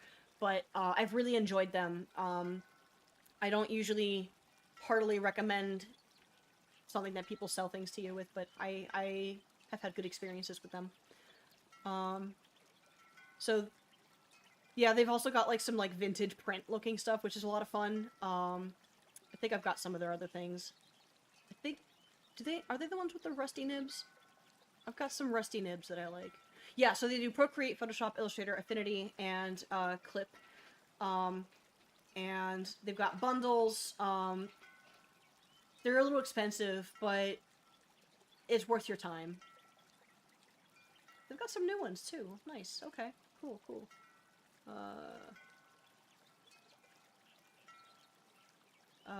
Brushes. I need to stop buying brushes. I have so many brushes, but anything that looks natural makes me happy. Like, they've got a risograph set that looks really cool. I think the markers I might have gotten from them, but I can't remember. They've got a gouache set that looks nice. Their paper textures are really cool. Though I would recommend that if you like paper textures, that just find some paper that you like and scan it at a high resolution, because then you don't have to buy it. You have to buy the paper, but I don't know. I think being a little bit of a collage artist can go a long way when you're digital. That's what I like to do. Like, that's actually what my overlay is a collage. Some of it I painted, some of it I took photos and edited. The little design on the top and bottom of my chat was I think it was either a sticker.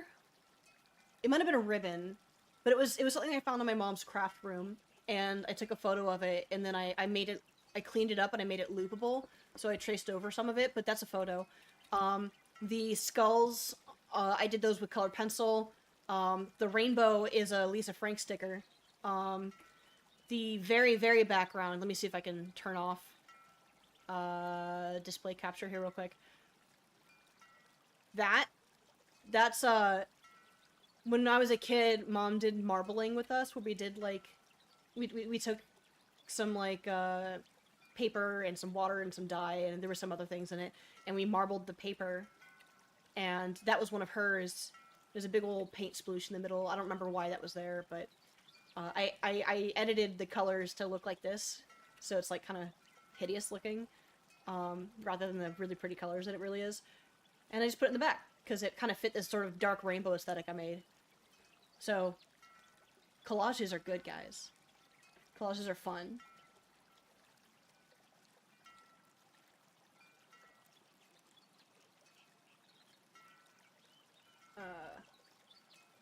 Yeah, Ibis Paint's fun. I've not used it in a while. I had it on my phone for a while, but then I broke my stylus, so it was not useful anymore. But, I respect them. Some of my students that I used to have, still use it.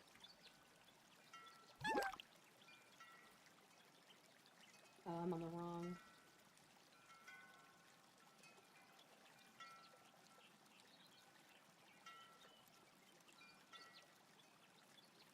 I think having a good teacher makes all the difference when you're in a class that you don't like. Like, it can really make it easier.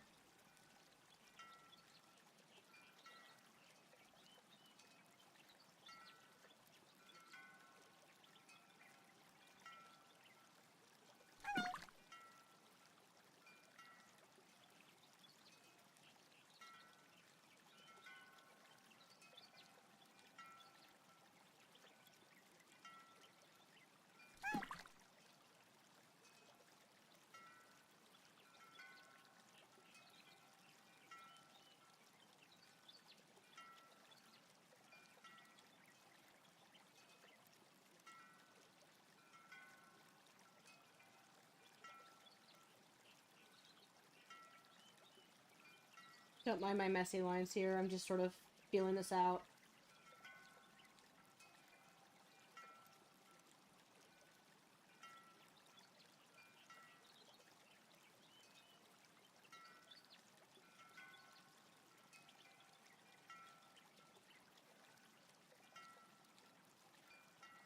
A little higher.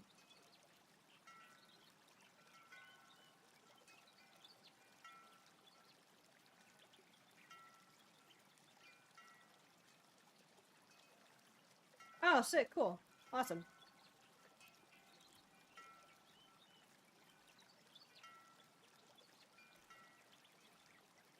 Maybe we can raid his stream.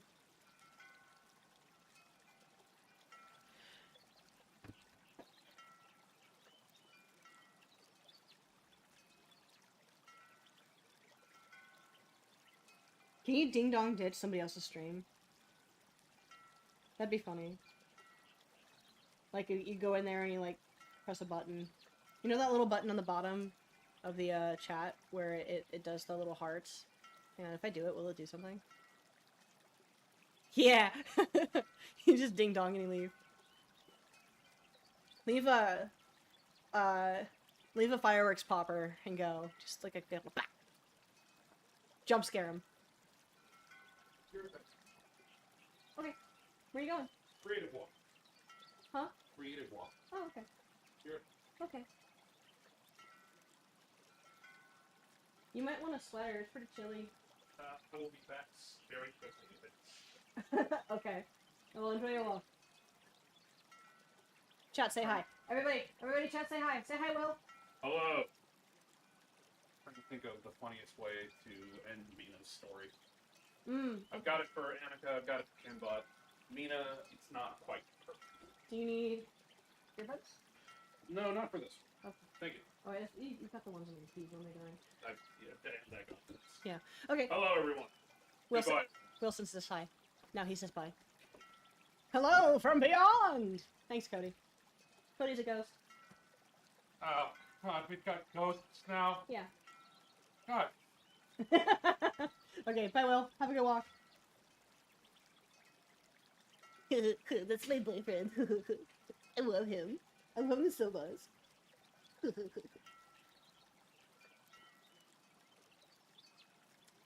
I do, though. He's so cool.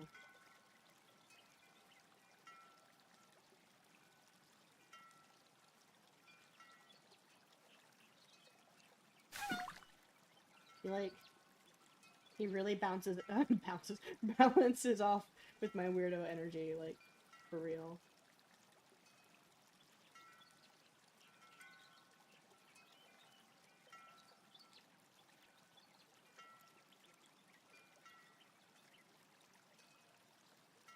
Ew, tangent. Okay, I'm gonna change that. There we go. I feel like I keep scooting over this chair, too.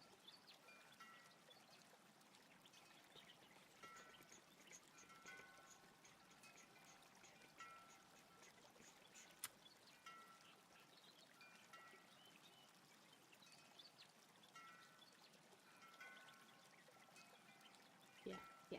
Big X. I like the big X. I don't know how well you guys might hear, but the,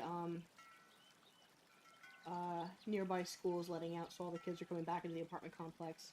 And they come pouring in. So you might hear some stomping and some yelling or something. The walls in my apartment are very thin. Discarded magic card idea. To be random card. That reminds. Oh, some of the gag cards, like the joke cards. There was one, that was like a minotaur with jeans, and the card was like an automatic loss if anybody was wearing denim, like if your opponent was wearing denim.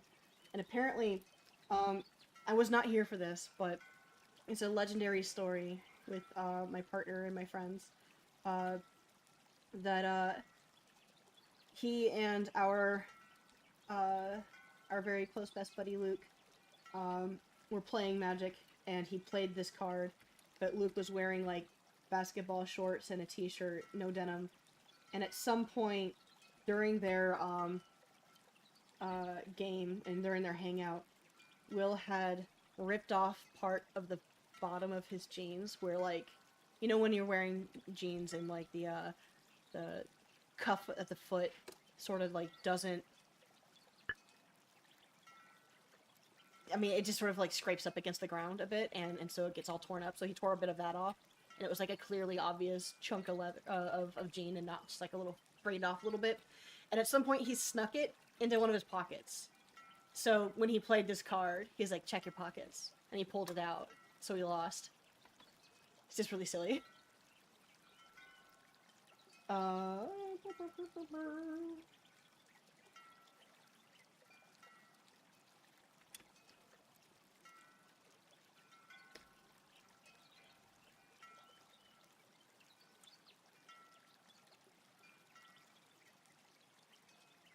Okay. So that's where that ends.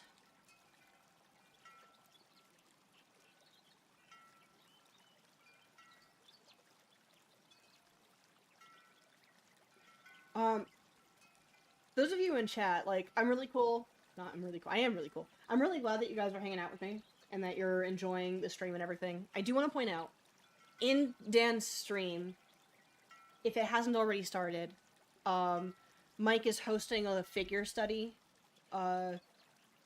session, and I would also say that that's a really good idea.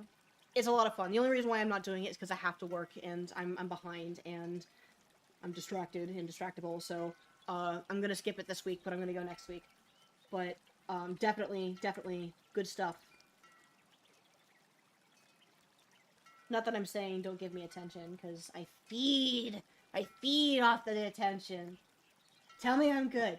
Tell me I'm good. Tell me I'm really good. But also, you know, life drawing good. Okay, so that means this is here. Let's turn that back on.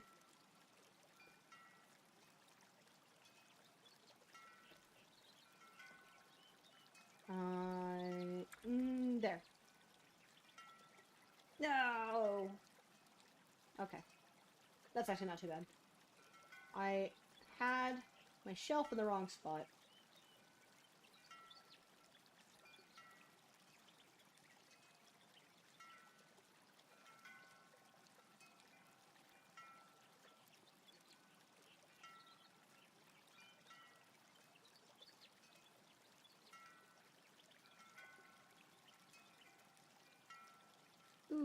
Ooh, that got so close to being a tangent. I'm so glad it's not.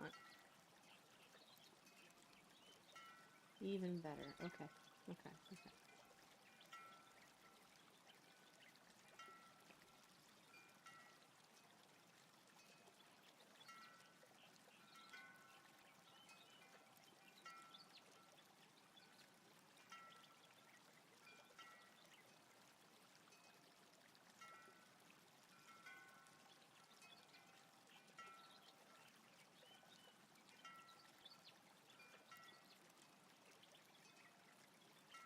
Yeah, that's fair. Yep. And you know what, Madara, that's really mature of you, like, to consider that, you know, what your state of mind's like, and what you're up for and stuff. That's fair. Yeah, don't even sweat it, dude. We're gonna do it every week anyway, so it's okay. Like, honestly, I've not talked to Mike about this yet, but if there's a week where he can't do it, I'd be happy to host it. Like, I'm a bored housewife, guys. I don't have a job anymore. It's not true, but I don't have to go anywhere. I'm working from home right now, so, you know. Do mentorship for, yeah, and then just, yeah, oh, yes. Good choice.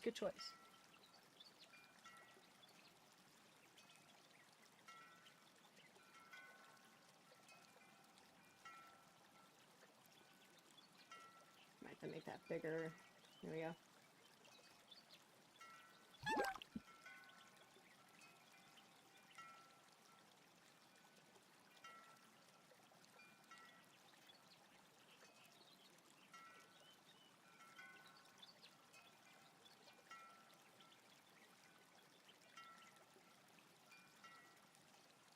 Every time I look at places like what I'm drawing and the references I'm using, I always think to myself like, man, that must be such a pain in the ass to clean.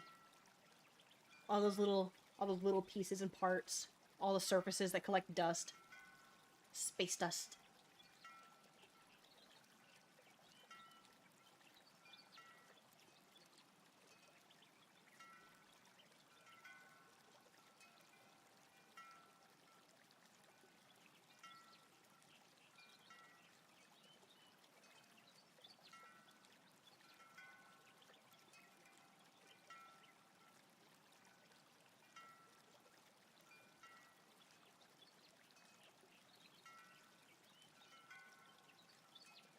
I'm now realizing I'm drawing this too big again.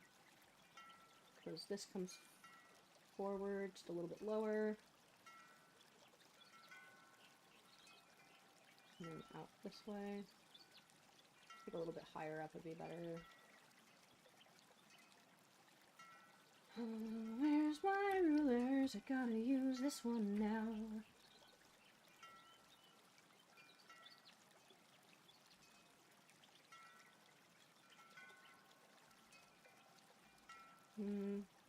Let's go higher.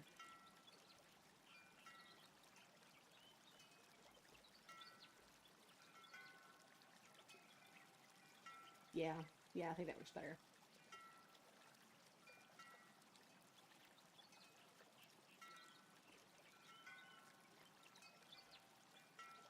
Water is a good idea.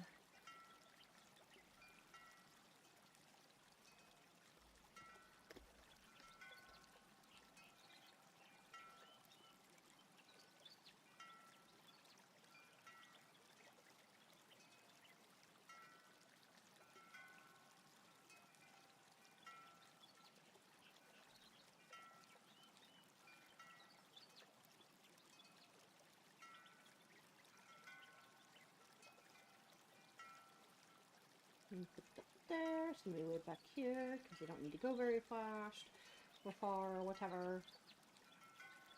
There's her steering the bob. I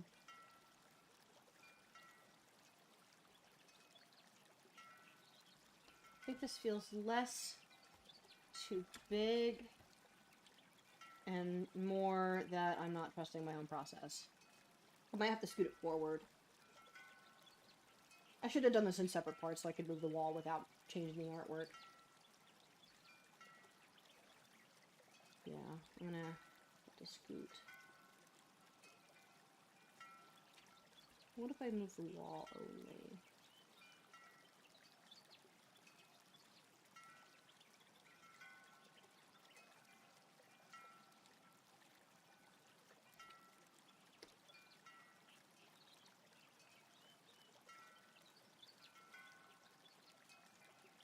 Just give it a little bit of space here. Yeah, because that's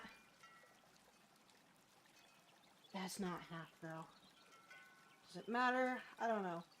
I'm trying to think, so that island in the middle there, where the, lever is, should be center of the opening of the arc. Let me just separate them now. Which I believe would be here. Oh, you know what? Okay, okay. It's about there. It'd be like there. But if I scoot this forward, so there's space on the ground between, whoops, between the two, that's actually not terrible. And then I can take both thingies. Let me turn these on so I can see if they move with it. Oh, I need to, yeah, move layer. Okay, so my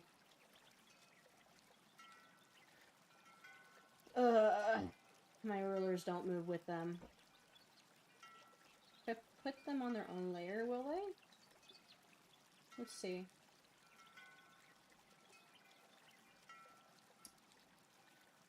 No, they won't. Okay. I'll have to keep track of how far I move them so I can move it.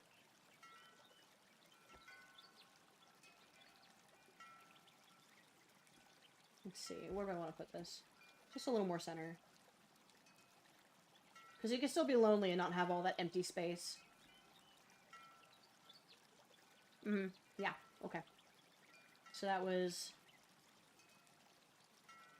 What was that, like? A little...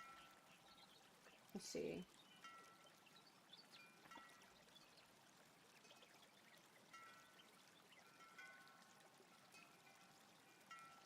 Let's say about here.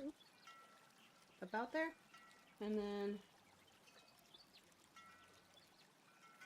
About there. Roughly. Close enough? Okay. Yeah, we'll call it. When it's just be careful. She's falling. Aw. Whoa, hey buddy. Sorry, my cat just shoved himself between my chair and my back.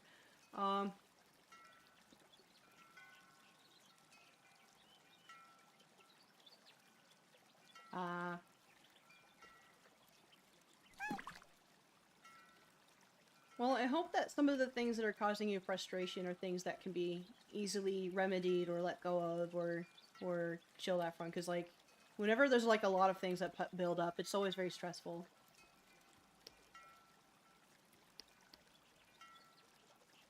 Sucks you gotta deal with some negativity, dude. That sucks. I hope your foster parents doing okay. Falling down the stairs is no joke. That's, like, really dangerous.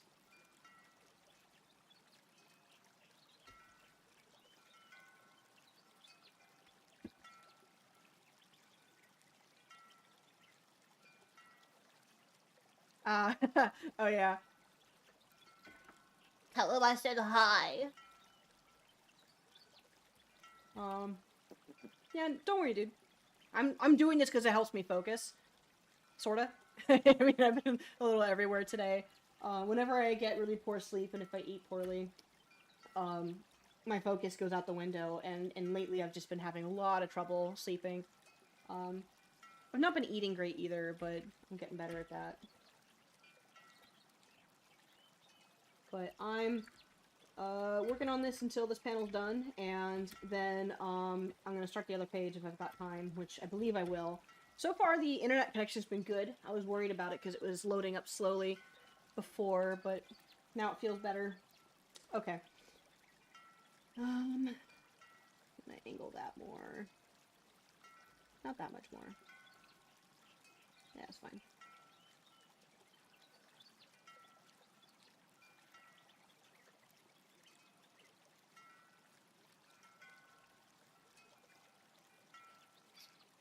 Okay, I feel good enough about this that I can turn that off and put these in their own folder and go low.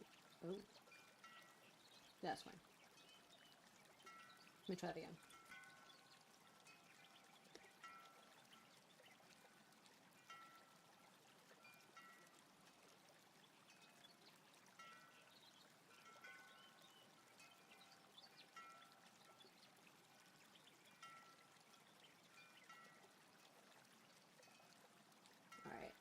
I made a double copy of this, so that way if I make mistakes, I can easily fix it.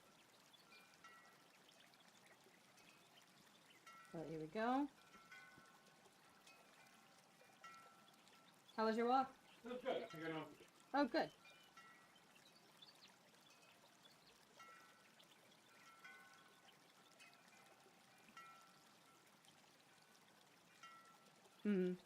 No, I definitely need to be more careful about it. This move has been really disruptive in that regard, just because, like, you know, there are nights where you know, everything's still in storage and it's easier just to go get pizza, or, you're tired and bored, so pizza. A lot of pizza. We actually haven't had that much. We had one the other night from a new place that we'd never had before, and it was quite good. And then we got, like...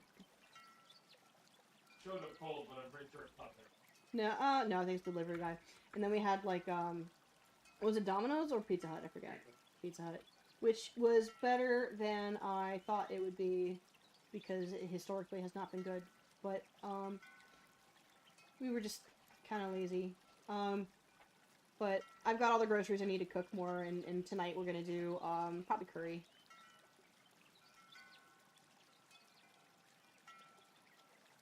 But, what I usually do when I get back on the, eating healthy grind is, I'll do, like, the plate method, where I just fill up my plate to have, majority vegetables, and then, like, half veggie, and then only a little bit of carb, or, protein, and then maybe if I want some fruits or something, I'll put it there, or I'll have, like, a juice. And that usually does really well for me, because the higher vegetable content makes it, more, filling, without necessarily a whole lot more calories, which is good. And I'll usually try to pick greens, like really nice leafy greens, because they have a lot of, like, nutrients, and that's good. But I'm not that researched into it either. I know some things. I take in a lot of info, but, like, my ability to, like, retain that information tends to be a little bit funny.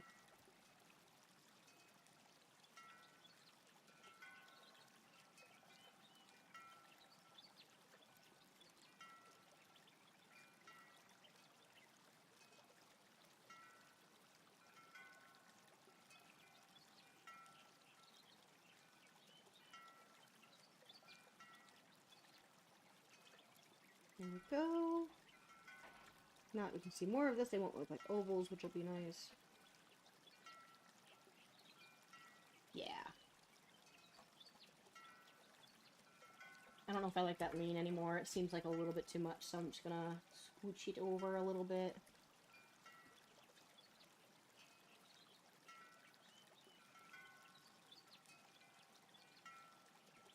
There we go. Ah, yeah.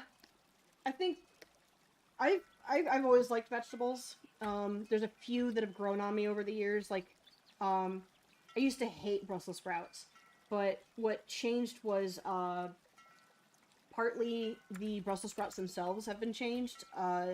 Somebody was able to either breed the bitterness out of the plant, or something like that. I don't remember the exact thing, but the other reason was that traditionally my family boiled them, and that's bad, because it's nasty and it's bad, and I don't like it. They get all soggy, the flavor's not good, but when you roast them, really good. Especially if you get them a little crispy, like you really brown them. Sometimes, like, burn a little bit, to be honest. Because, like, the crunch and the garlic and the butter, so good. I still don't like green beans, though. They're not the most healthy for you, comparatively, but they're still really good for you. But I don't like them. They're icky. The texture's bad. I love other kinds of peas, though. Like, I like sweet peas. I like sugar snap peas. Oh, I should get some snacky veggies like that. Those are so good. Potatoes are fantastic. And if you cook them right, like, they're also healthy. They get a bad rap, but you can live on only potatoes. They have saved people from famine multiple times over, and they are fabulous, and I love them, and they're good.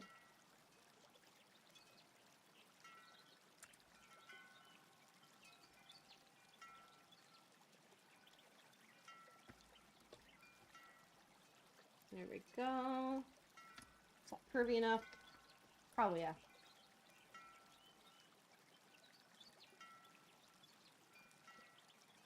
Peas can be really good for you. Lentils, also really good for you. Let's see. What's another? Obviously, like the big ones, the big super veggies that are like the most good for you as far as like nutrients and stuff, are the ones that have like deeper color. Like that, the way I understand it, again, like, don't quote me, I'm not a nutritionist, but like broccoli, really good for you. Kale, really good for you. But everything kind of comes down to, like, pretty much every vegetable is just really good for you. I don't think there's a vegetable that's really bad for you. except for the ones that are, like, literally poison and therefore not vegetables. But, like, you're not gonna buy that in a store.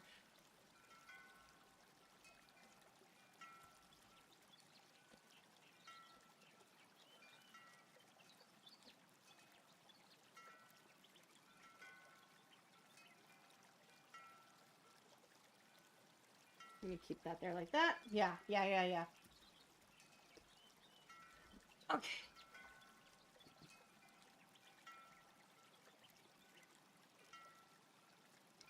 Ah, yeah. You know what? The thing with vegetables, especially for ones like broccoli, the manner in which you cook them changes the way that it tastes and also the way that it feels in your mouth. Not substantially enough, I think. Maybe you might still have an issue with it, but the good thing is that, like, they're cheap, you know? You buy one broccoli head, or you find, like, a real small one. Get some frozen ones. Somebody in your house will eat them, I'm sure, you know? And anything that's related to the same plant that broccoli is derived from, which is mustard. So, I'm pretty sure it's mustard. So, broccoli, cabbage, let's see, broccoli, cabbage, Brussels sprouts, cauliflower, I think asparagus? There's a whole group of vegetables that were all bred into different families of veggies, so they all have the same effects when you cook them, where, like, if you brown them, the flavor becomes more interesting. If you boil them, you'll get a different texture, like, things like that. And so I would challenge you. I would challenge you, next time you go out buying food, like groceries, get, like, a small broccoli head, like, not even a big one, get something smaller than your hand. So that way, if you end up not liking it, it's not, like, a huge waste and it's really cheap. And try, like, cutting it up into chunks and, you know, put a little bit of oil or butter or something on it, salt and pepper, maybe a little cayenne if you're feeling a little spicy. Bake it. Get it so it looks like it's a little bit crispy, just a little bit, and try it. See what you think. Ah, gotcha. Okay. Yeah. I mean, like, I totally understand why people don't like the texture of broccoli, like, between the florets, which you don't have to eat, like, the stem is just as edible if you want to make it into, like, chips or something. I know it can be, like, a little bit fibrous, you know? Not as bad as asparagus, but sometimes it gets, like, a little bit stuck in the teeth. Understood. But if you haven't tried something in a while, it's always good to give it another go as you get older. And that goes all the way through, like, when you're, like, 45 and you're like, I haven't had broccoli in 50 years. Give it a go, why not? All you got to lose is well, nothing. It's the experience of it, right? You either learn that you still hate it, or you learn that you like it now. And either way, you learn something. I kind of want broccoli now, though, to be honest, now that we're sitting here talking about vegetables. Like, I've got some Brussels sprouts in there. I might just bake that into something. It sounds really good. I ate right before streaming, so I'm not, like, super hungry, but maybe I'll do that with dinner tonight. I don't think Brussels sprouts would go all that great with curry, though. Cabbage would. If I thin slice it.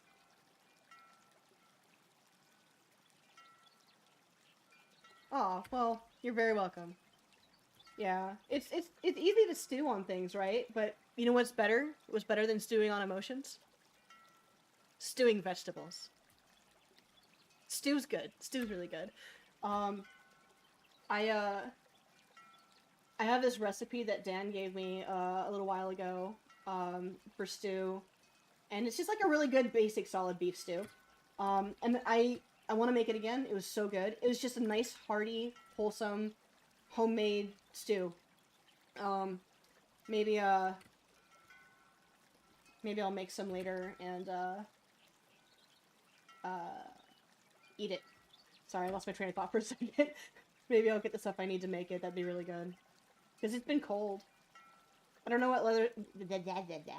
I don't know what the weather's been like for you in Scotland, but, like, on the East Coast here in the US, it's been, rain and snow and sun and heat and rain and snow and sun and heat. It's, like, it's everywhere.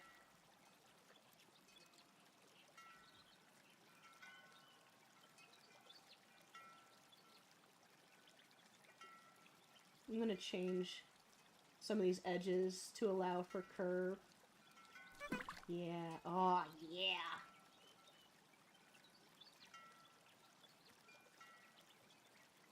I should be an interior designer. Bevels! Bevels everywhere!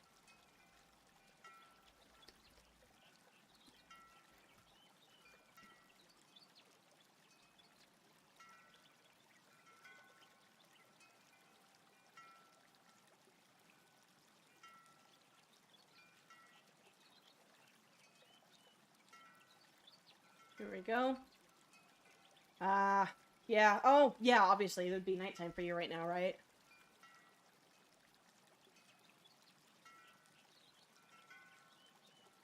It's, you know what? Stew is different than soup, because stew is heartier. Oftentimes the broth is thicker. Sometimes dairy is used to thicken the broth, like milk or some other kind of, like, fatty dairy thing. Not all the time. But soup is usually a lot more brothy and a lot waterier, less viscous. Um, but honestly, they're cut from the same cloth. It's still delicious, liquidy foods with sauce or broth, and it's good. Stew good, soup good, enjoy. Yes, good, good. I feel like a caveman today. Oh good. I'll eat food. I'd like food.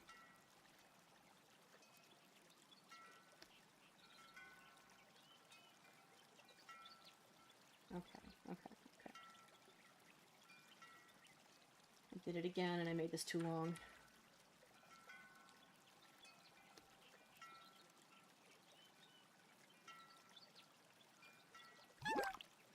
There we go.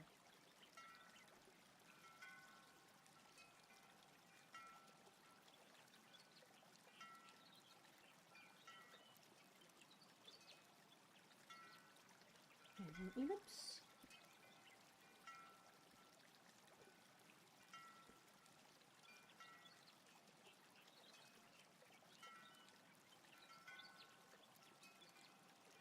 Excuse me, I got the hiccups. Oh, I haven't saved in a while. Save? Yeah, okay, good. Clip has autosave, but I still try to be in the habit of doing it myself, just so I absolutely know it's done. I don't remember how long I have between autosave, like how much time it does. So, one has to be very careful. I'm glad that we don't really live in an age where it's commonplace to, have your program crash and you lose absolutely everything, or hours of work because you didn't remember to save. It's so good that that's less of an issue. But, you know, one must be careful. Let's make this more obvious, but lighter color. This is too dark.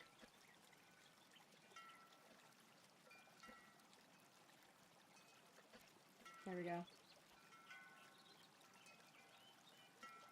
And let's make it a little bit more see-through. Oop, not that much more see-through. Oh, other way. There we go. That's better.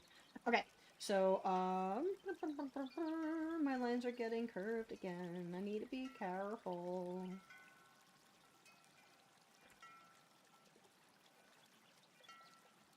Yeah, there we go.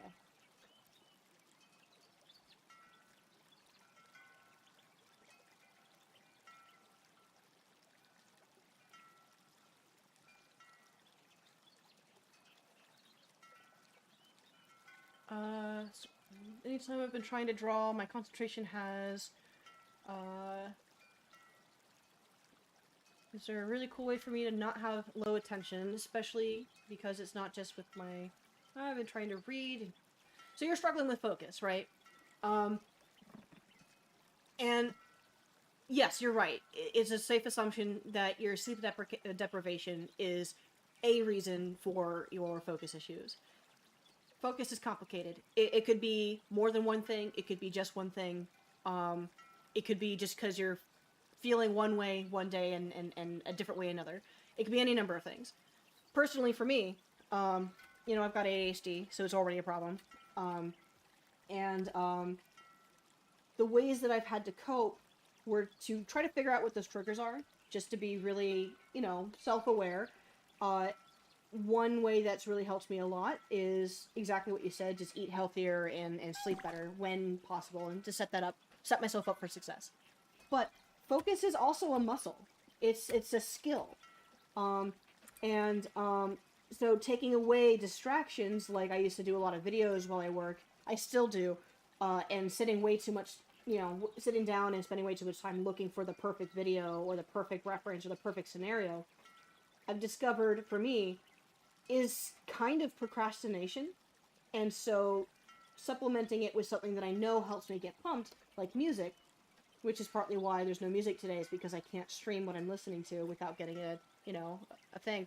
Um, it, um, it helps. It helps a lot. I lock in faster with music than I do with, like, videos. I decided not to look for references until I knew exactly what I needed, and it was easier for me to just jump in and do it, because now I'm locked in. And it's not perfect. You've seen me kind of waver through today. So you also have to be forgiving. Forgive yourself when, you struggle with a focus thing. You may have really wanted to do a thing today. It sucks and it hurts. But you know what? You will do better.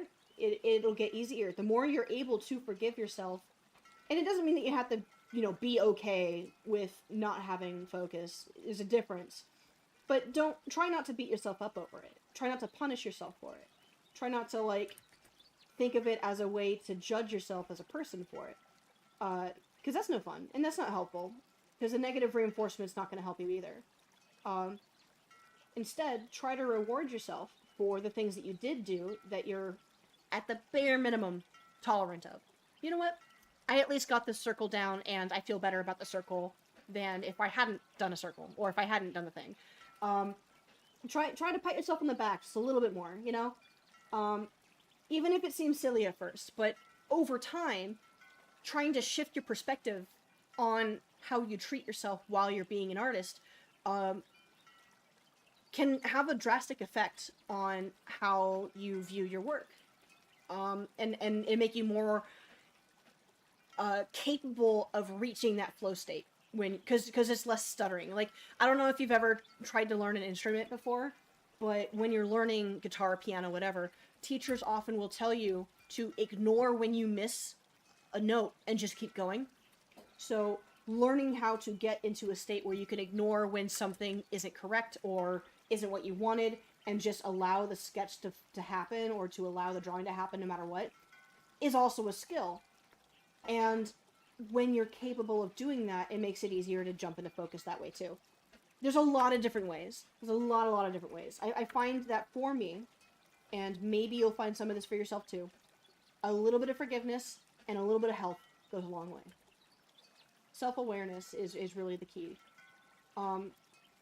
Setting yourself up for success is difficult, and oftentimes when it fails, it feels like a failure as an artist and a failure as a person, and therefore everything's terrible and my life is a lie and I'm tricking people into thinking I'm cool and blah blah blah blah blah. And that's a killer. Anxiety and self-deprecation could be a killer. One can joke about many things, but when you're being sincere and putting yourself down, I'm not saying that you do this. I know I have a history of doing this. It takes the creativity out, and it takes the fun out, and it makes it difficult to want to continue and to focus on what you're doing. Even if you're like, you really want to, because it's in your heart, it's in your blood to be an artist, it makes it harder. It makes it punishing. And so the brain wants to fight against it, and therefore focus, blah blah blah. So that's my hot 2 cents about it. There's more to it. Ooh. Where's this chair going? That's not correct at all. Ew. Come on. But, I think the other thing to consider, too, is, just your environment, right? Are you, and I'm not genuinely asking, these are things to consider and ask yourself, are you capable of working in an area when you know there's mess or there's a chore to do? Like, is it distracting that in the back of your mind, I gotta take the trash out? Just take the trash out. Get it done, Is it distracting in the back of your mind? I need to do this homework. Can you give yourself permission to put the homework off for another hour? And just time yourself, give yourself that timer, like in an hour I will get to it. Does that help? Or do you need to take care of it now and reward yourself with the artwork afterwards? You know, these are all things to consider. To be honest, I don't know if the focus on my art is as bad as the focus on me when I'm trying to read, because that's even more frustrating, but I appreciate you answering my question. Yeah, absolutely. I hate how lightheaded I've been. Yeah, I'm sure with the vertigo and sleep deprivation, that's tough, dude. It's really tough. But definitely try to focus on getting your sleep good, because that'll help everything else, right? Good sleep is good life. Maybe some research, you know? Maybe it's time to do melatonin or, like, chamomile before bed. I've heard that, that kiwis are good before sleep. Supposedly there's, like, a thing in kiwi, like a chemical in kiwi that's really good for sleep. Don't quote me on it. Look it up. But, I, want to try that one. Sorry, I got distracted because I'm not shaving that line down. Come on, scoot over. There we go. Okay. Let's see here. So this goes down to, like, here. It goes up this way. Okay. There's my chair.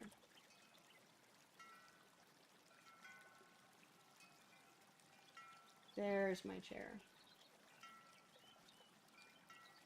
Yes. Okay.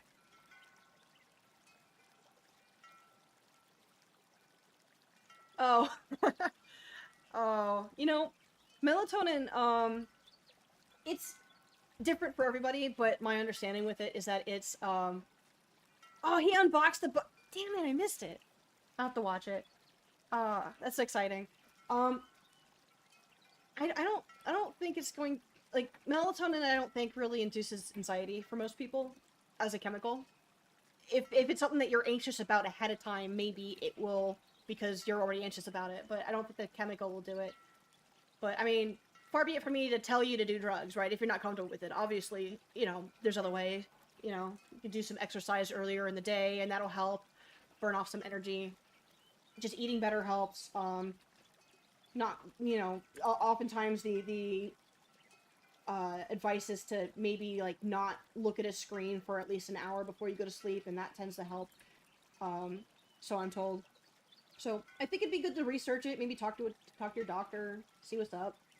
Because, from what I've gathered, like, you've been struggling with sleep for a really long time, and that might be worth considering talking to a professional about. Because if there's something that they can do to help you out, or to suggest for you, I'm sure it could be very beneficial. I'm not a doctor, I'm not a nutritionist, I'm just a little guy. I'm just a little guy, guys.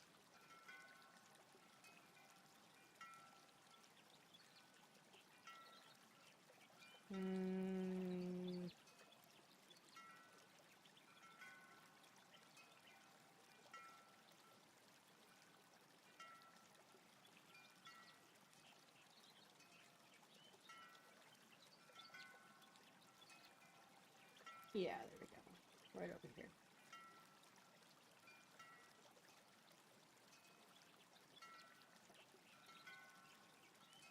I think my chair needs to be bigger too, actually, because this whole area is not supposed to be huge.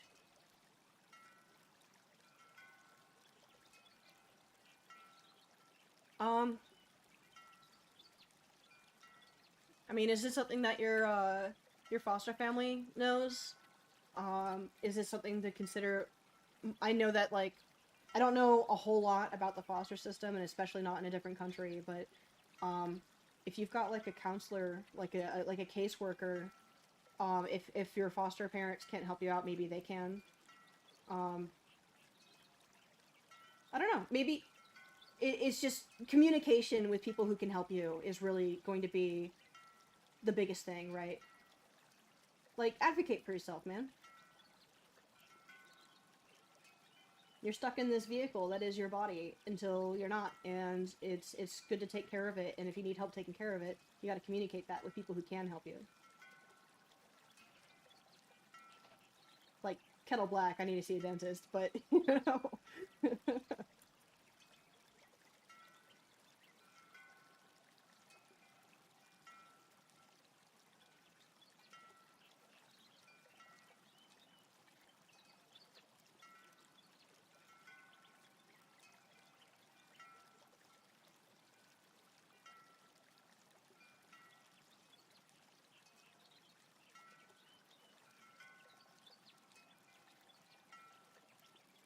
Um, you know what? I think so too. I've got a couple things I want to clean up on her.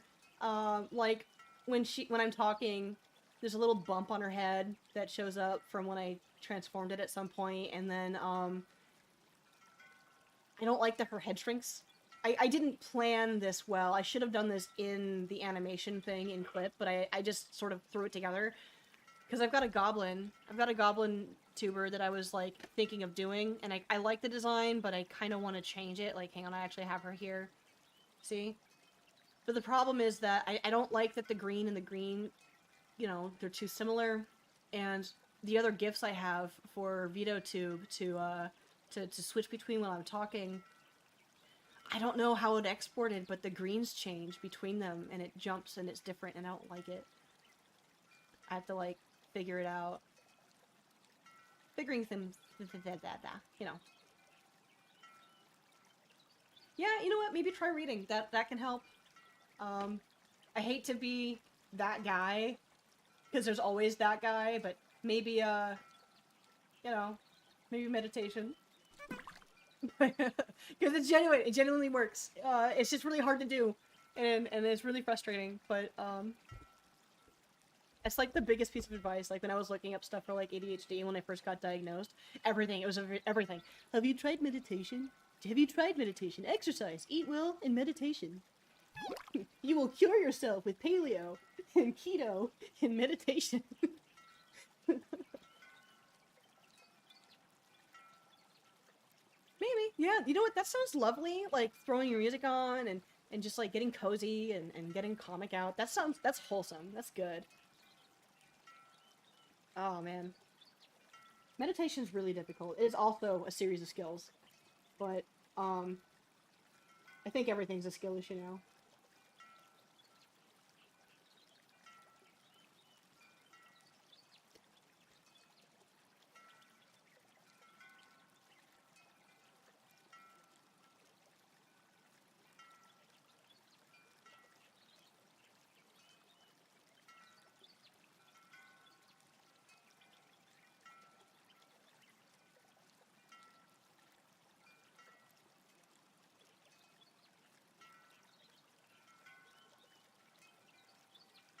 Yeah, yeah, yeah, yeah. Okay, it's working. It's working, guys!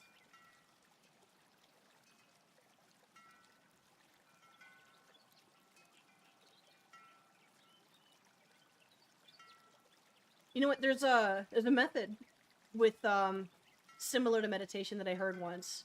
Um,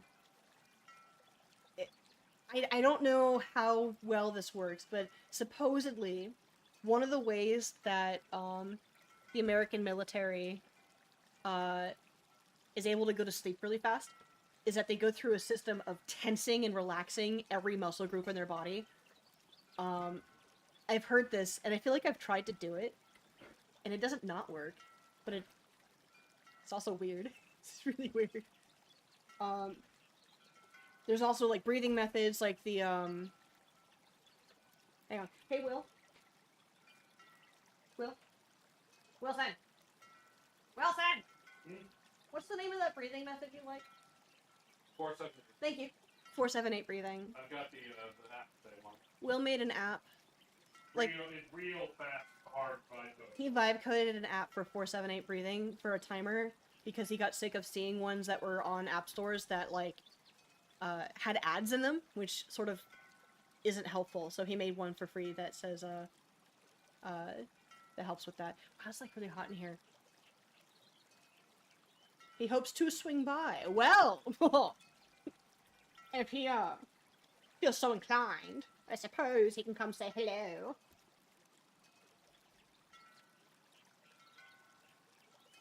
I want you to imagine, like, the most Oscar Wilde way I could have possibly looked in that moment, just because it's funny.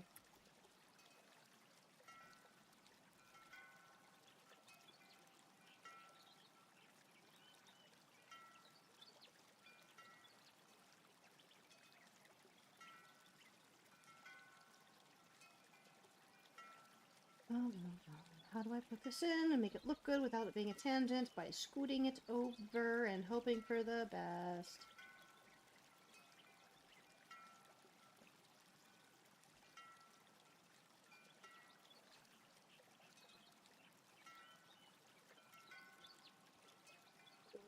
Was it better without it? It might have been better without it.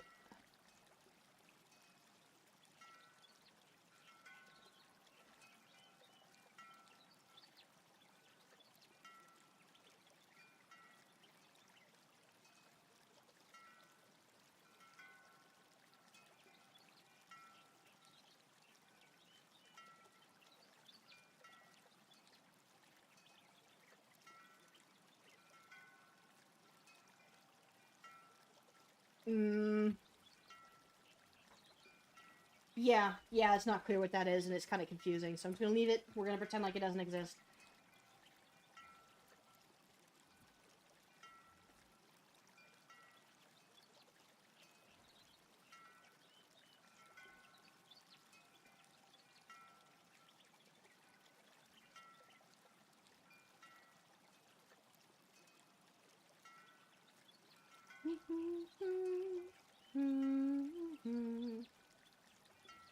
I'm planning on streaming for at least another hour. I do need to make dinner tonight. I'm assuming I'm cooking. Oh, he's got his headphones on. It doesn't matter. I'm assuming I'm cooking tonight. But, I was hoping to be further on, but I think this was a challenging, panel, partly because I kind of need to half design it and half make it consistent with what I've already done. And, because it's not just boxes, the perspective's really funny. But I think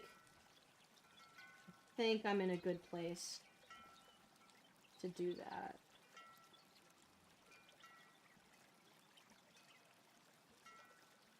Oh. I need that one, and then keep original image, because I'm a big dirty cheat. Yeah. Let me tell you guys a secret, okay? Cheating in art is good. I said it. Cheating in art is good, when you do it right. And by cheating, I mean, if you can reuse an asset to help you make something consistent, very helpful. I use the word cheat very loosely, because most of the things I say are cheating are not actually cheating at all. It's just tools. Like, if you don't understand something, trace it to understand it better. Still better if you're the one who does the thing. But it can be really useful.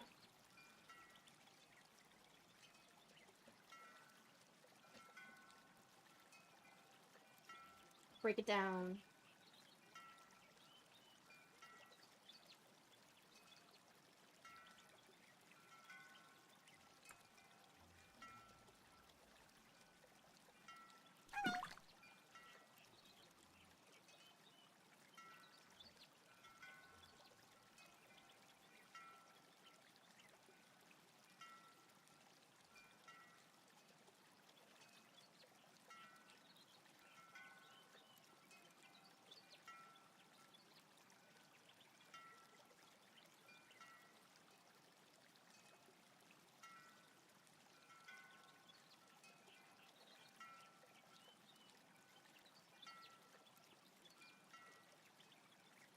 There we go.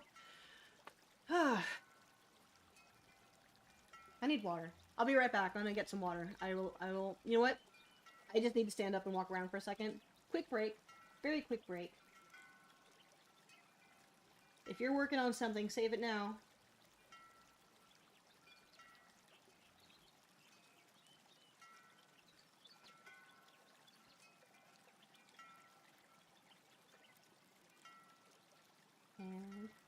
Save.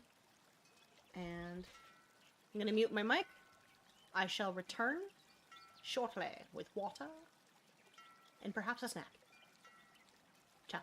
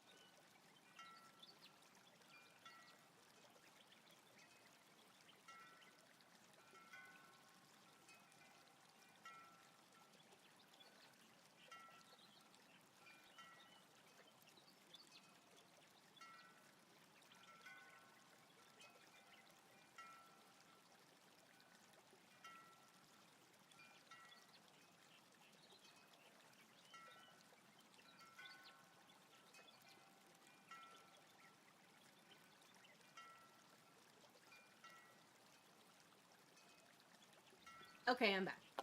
I got myself some sliced oranges.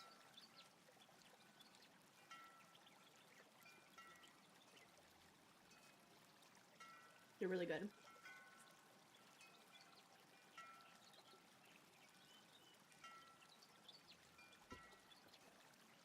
Sorry to eat in front of you guys like this, but I wanted them, so, you know.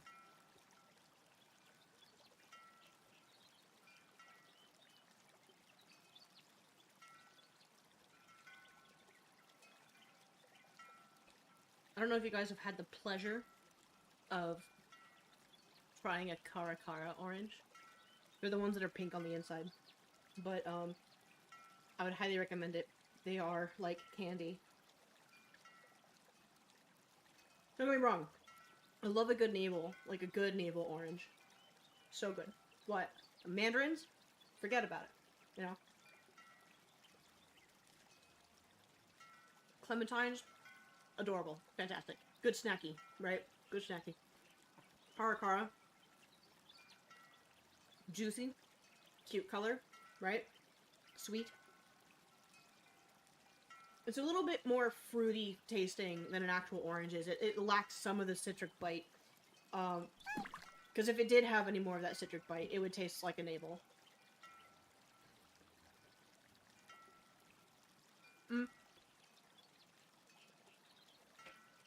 Mandarin oranges are basically just clementines. But you can buy them canned. You can put them in salads and they're really good. The canned ones are basically candy. They're just tasty little things. When I was a kid, I used to like to eat them straight out of the can. Sometimes you can get them in those little fruit cups, too. We be straight fruit cupping it here in this chat, okay?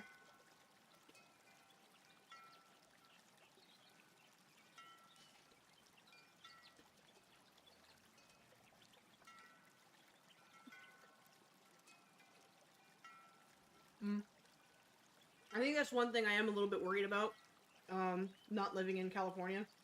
The produce there is just amazing. It's just so good. Partly just because so much of California is farms. Like, a lot of California is farms. But, so far it's been okay. Produce is a little bit more expensive, which is annoying. But, if you go to the right place, it's not too bad. Welcome back. I'm gonna just chow down on these oranges real quick. I'm gonna get them all like a seagull. Alright, I'm just working them down. So that way I don't have to, like, I don't know, slow down.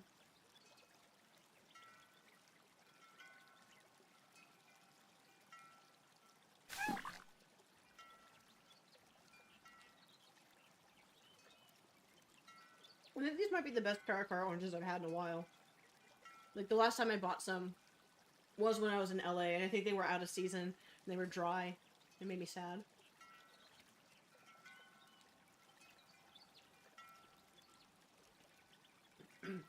Excuse me. Sorry. Wrong hole. I'm dying. Ah! You know what it is? I think the same chemical that makes them pinker also brings a little bit of a grapefruit sort of a sweetness to it.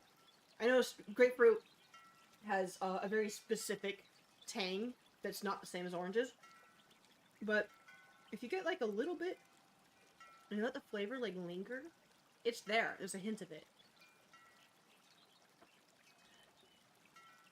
Yeah, you ever like crack open an orange and all the little juice pulps are like separated and stringy and dry? It's bad. A dried orange as a treat is good, but one that you cut up and it's dry on the inside is bad and terrible, and we hate that. We hate that here. We're orange sommeliers in this chat. Okay. One time I got a cocktail that had a dried orange, like a dehydrated orange, as a garnish. And I gotta tell you, eating that thing like a chip was pretty great. Maybe I'm a freak, I don't know. I don't know if you're supposed to eat that, but I feel like if you're gonna garnish something, it should be... You should be able to eat the garnish. I heard that parsley was used as garnish because it's good for your tummy. When I was a kid, I learned this, so I always ate it. Like, I don't know if that was true or not, you know? Oh, dude. No, Madara, just be slow. It's okay.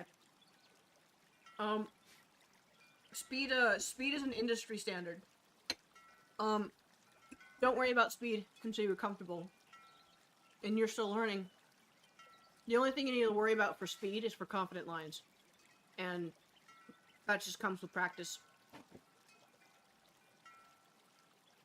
Oh, you should get better at your own writing. It's good. It's a good thing to do, especially as an artist. Tasty water. Okay, alright.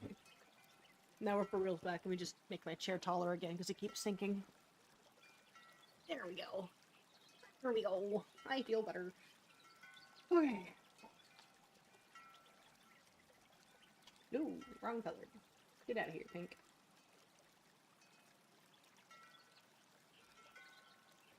Just make her more, like, in her chair.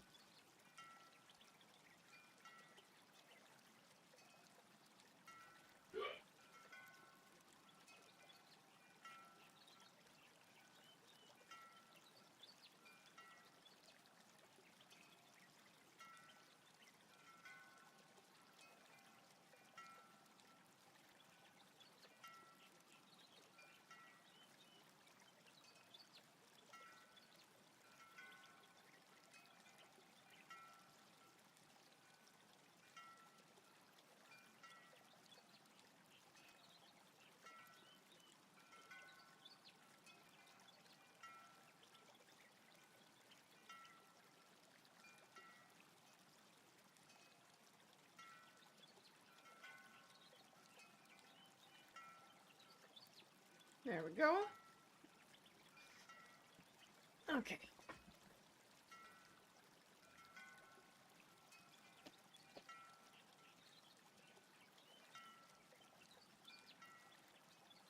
You know, honestly, don't start big.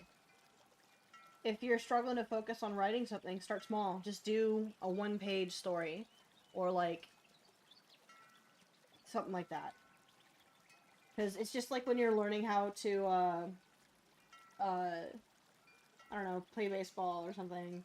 And you start off with, just learning how to hit the ball. Or just learning how to run fast enough to go to your, you know...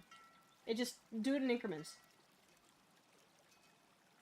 I think my biggest mistake in trying to do comics was, starting off with really big stories, with, really sweeping world-building things and massive, needs for writing. Like, one of the stories I have is literally a political social drama between two warring kingdoms, and it's not even, like, recognizable medieval. I had to go out of my way to be like, no, this is a culture of lizards, and they have their own aesthetic, and they like leaves and things, and I have to make everything look like it was made by lizards, and not make everything look like just knights in armor, and just go with that. It's a massive project. It's a really big project. Don't start there. So the story that I'm working on my own, that, came up after that, is, it's about a single person going through an ego death after he's already died. Much smaller, much more personal, easier to write. Fewer threads.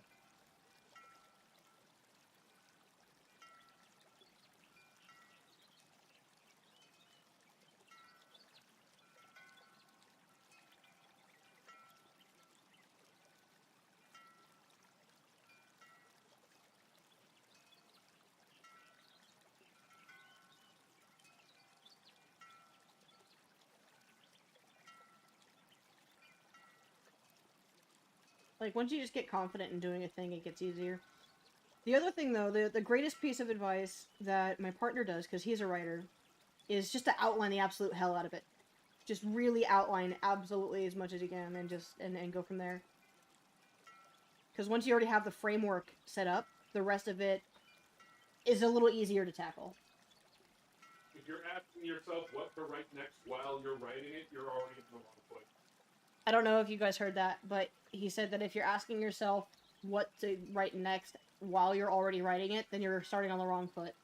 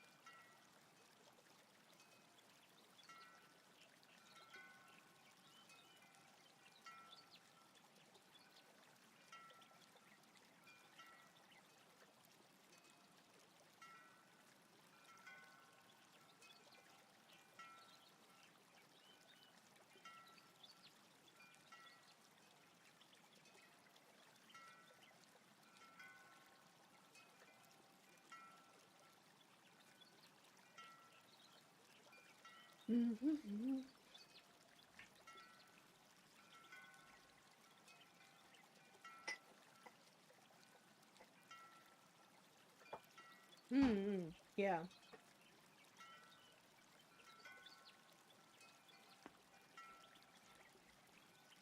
Maybe. Yeah, I mean, you don't have to post anything, you know? Art should not be for other people as much as it...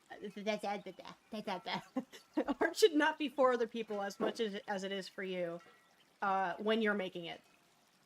That's not always going to be the case. Sometimes it's going to be for somebody else for some reason or another. Maybe you want to meet a certain audience.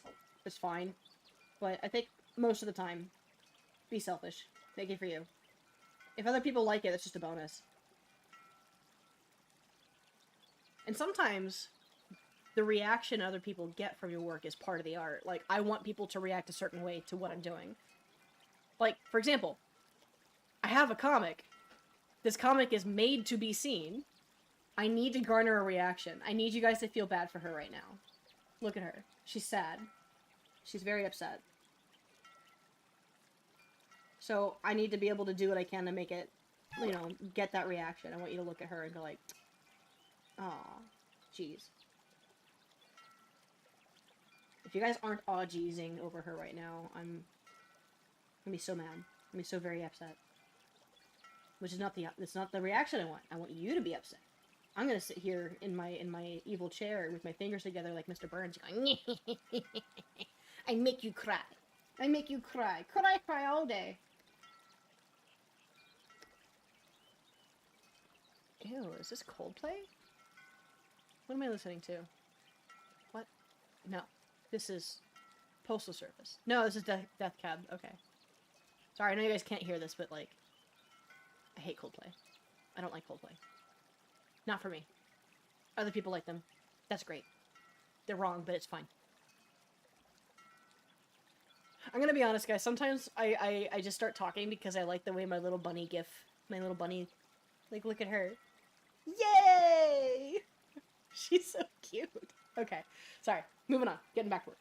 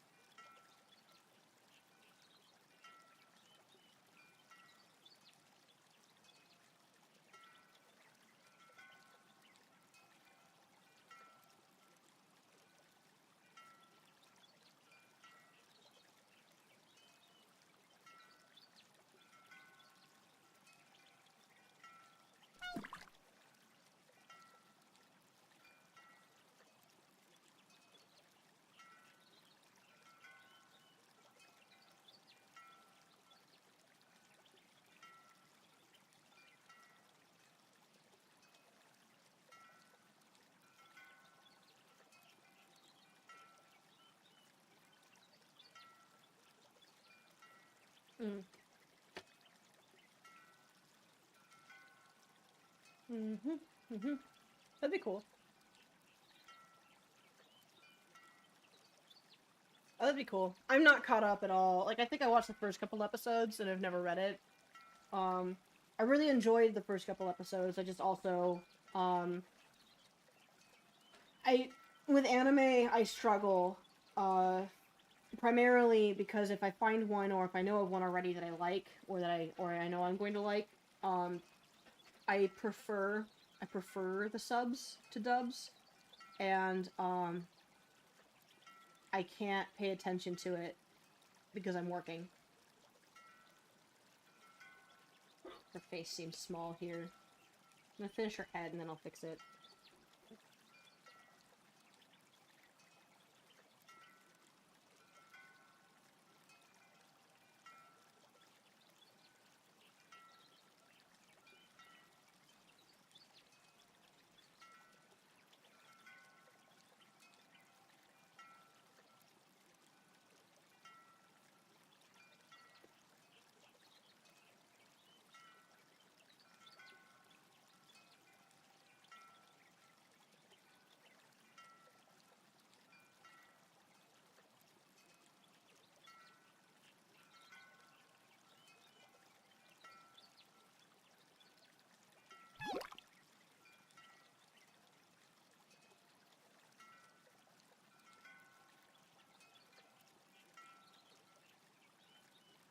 Hmm.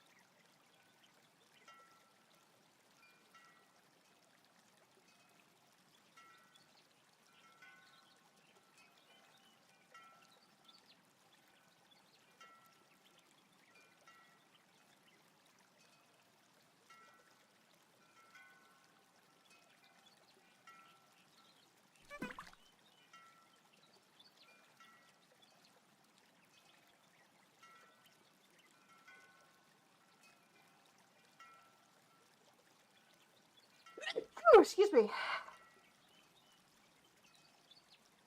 Ugh, sorry. My nose is burning. Okay.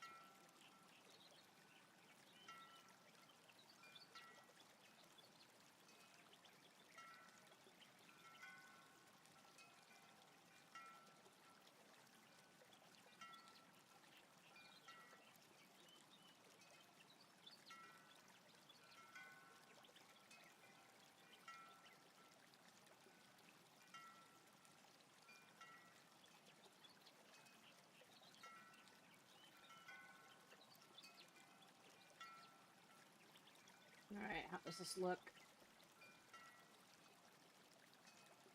Oh, much better. Ah, so much better. Okay. Where's the...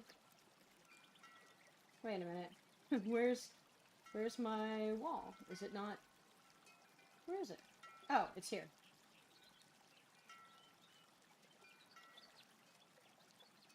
Yeah, okay, cool. Cool, cool. I'm gonna change the color of this to a different blue, so it's a little bit easier to differentiate, because it's getting a little bit funny. Yeah, okay, cool.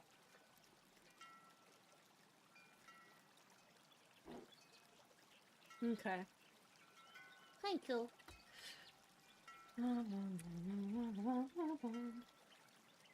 Time to clean this up again.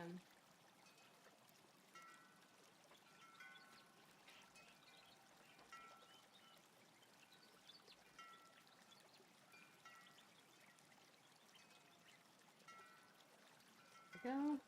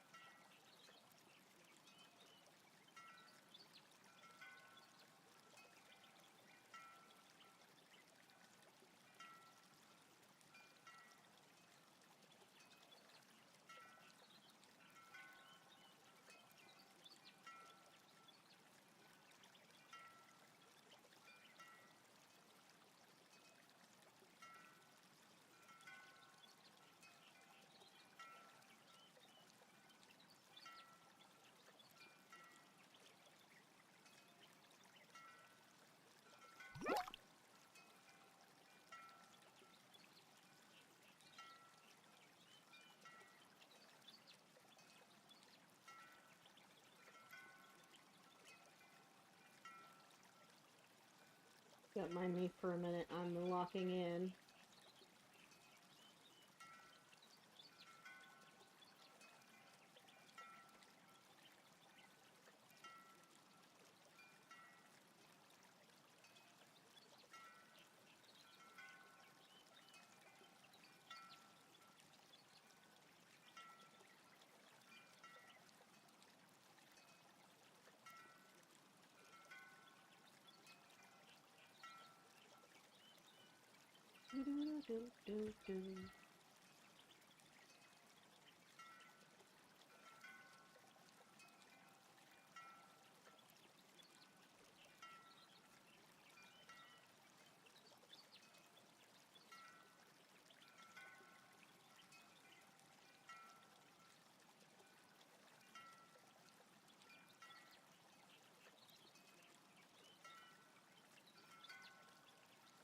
You'd think I'd never drawn anybody in a chair before. Okay. Let's zero in here. What's the issue?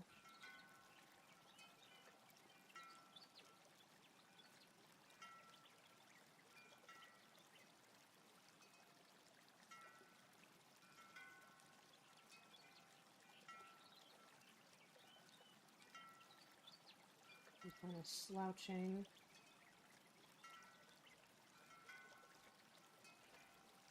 There's the smaller for back. Top of her hips.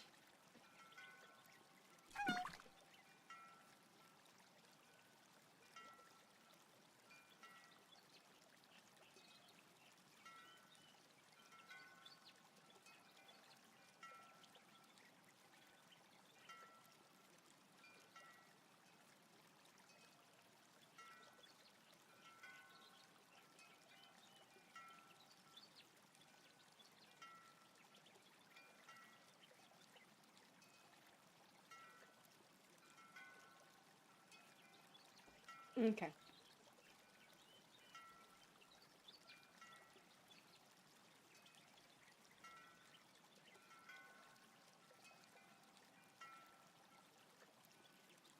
Okay, okay, okay. Yeah, that makes more sense. What's going on here? I'm not setting her in the chair as much as I'm trying to fit something to make it look like it. It's just not quite right. Not so off, though.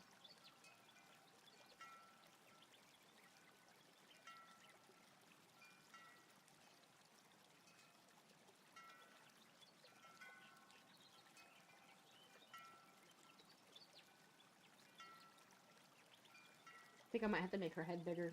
I'm gonna ignore it for now, because I want to get her figure right before I get that right. I also don't want to get rid of that armrest.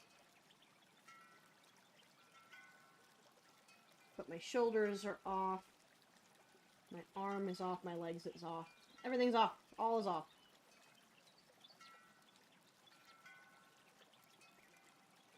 I lied. I'm gonna do the head now.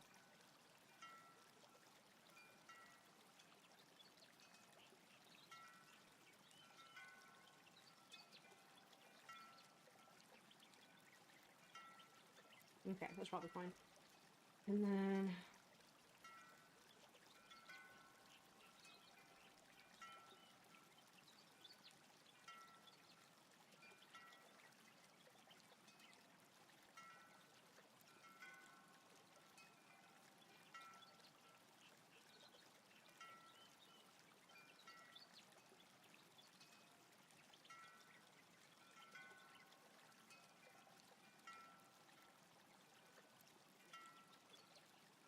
There we go. Okay.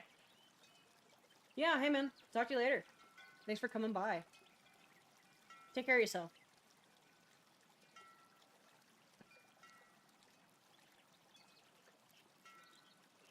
Also, I forgot to share if anybody's interested. Copy link. Here is the link to the app that Will made. It's free. It's just 478 breathing timer. For those who have a lot of anxiety or struggle sleeping, it can be helpful.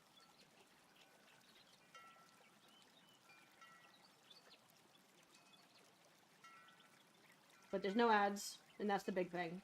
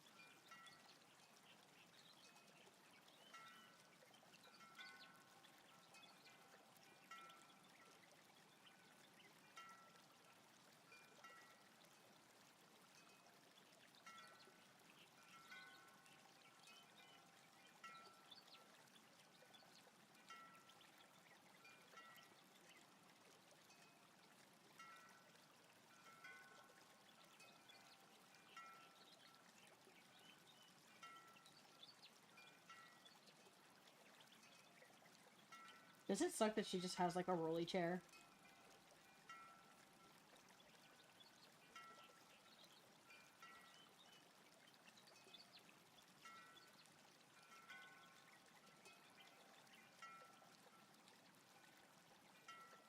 Hmm.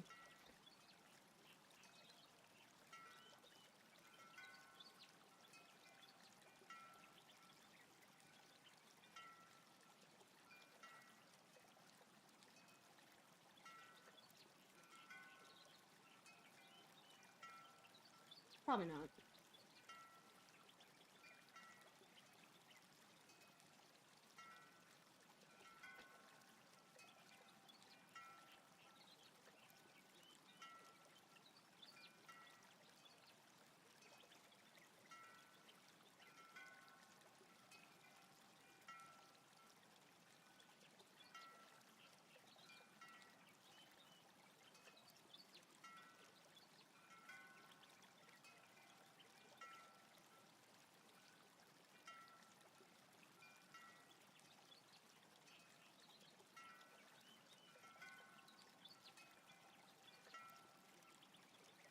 Doo-ba-doo-boo-boo. How can I make this look bad? Doo-ba-doo-doo-doo. Be fine.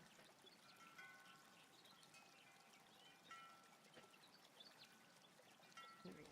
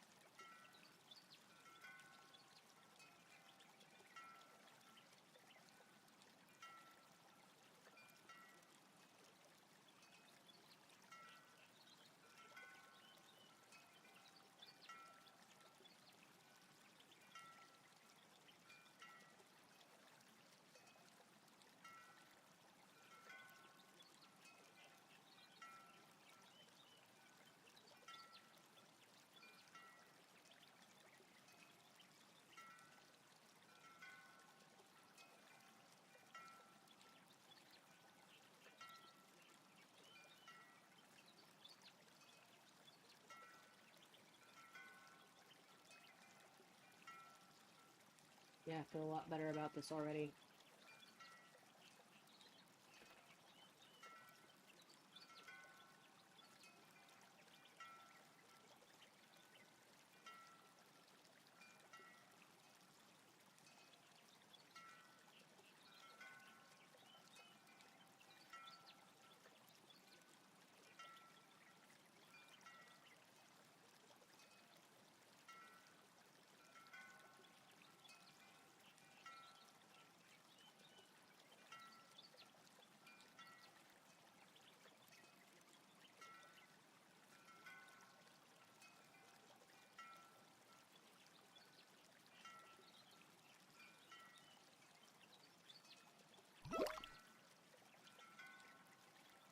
Thank you, thank you.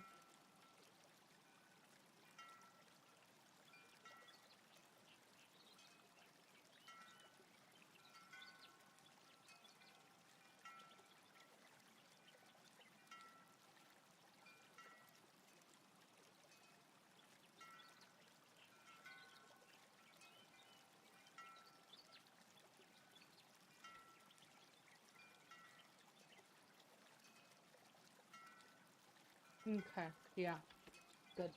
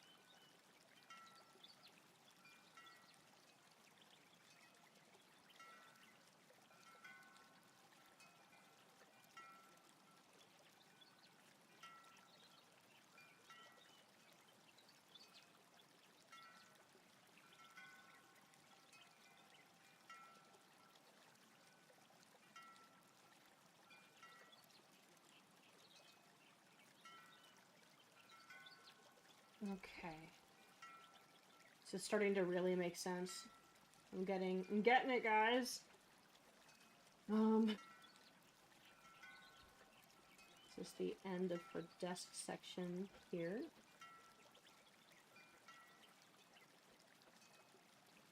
Just where it changes direction. I have a little bit more like dead on in the previous pictures, but I'm gonna be twisting it around.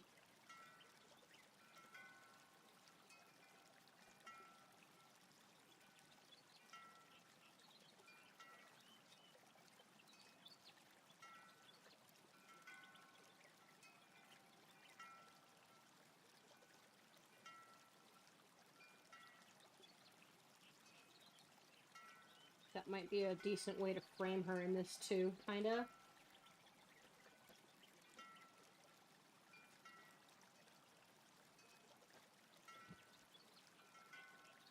Because there's no... I know I included a shelf prior, but I think I'm going to get rid of it and just have it go slump down. And this way I have more room for, like, panels and tech and stuff.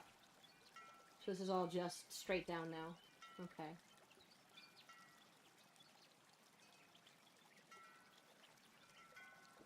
Yeah.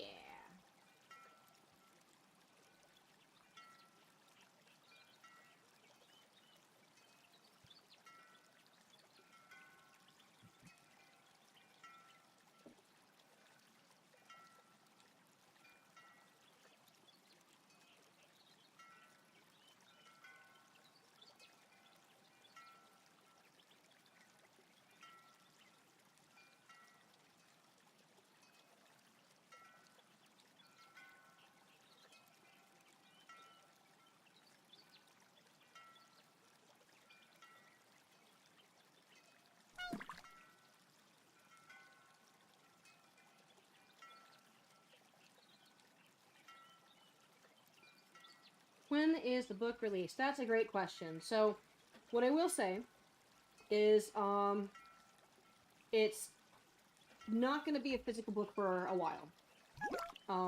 It's going to happen. We don't have an exact time on it, but we're not there yet. Our plan is, that we've been talking about, and slowly but surely moving forward on, is we're going to release this as a webcomic. And use that as a way to basically promote and fund itself. So this is myself and the writer Adrian Simcox, who is fantastic. You know, we've been kind of paying attention to what other comic artists have been doing, and with today's kind of environment, it just seems like a really good direction. So that's what we're going to try. So, that said, when I have official news on, like, when we're going to start posting, and what the schedule is going to be like, because I already have an idea on what that's going to be, but I don't, it's not solid enough to where I feel comfortable just outright saying. Once we do that, you know I'm going to tell you guys. I am absolutely going to go out of my way to make sure that all y'all know that it's happening.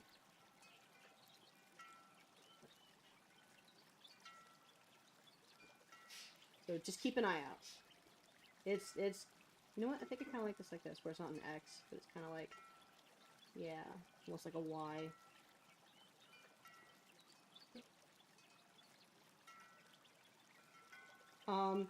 Short answer is pretty soon. Pretty soon. Online, yeah. Physical, unsure. Would be nice, but, expensive, and there's you know, it's best to have, you know, the name out there already, and I don't have a huge following. I barely have a small following. I'm hoping to change that, and, streaming more often and making videos like I've talked about is gonna be part of that, and it will be another means in which I advertise to all y'all, like, hey guys, who got the things? I got the things.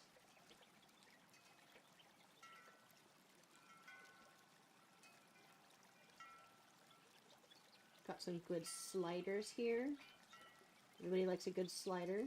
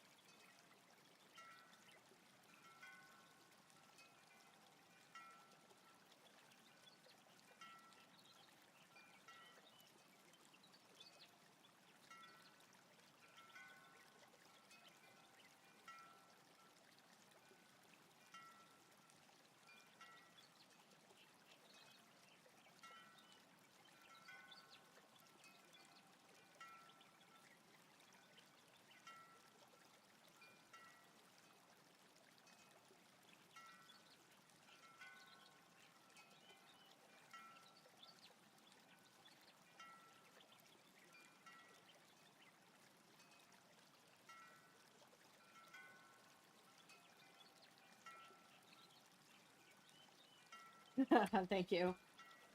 I like to think that I do too. One has to be humble.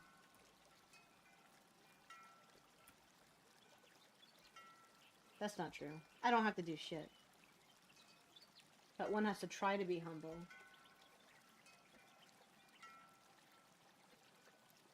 How else am I going to build my cult if I'm not charismatic and humble?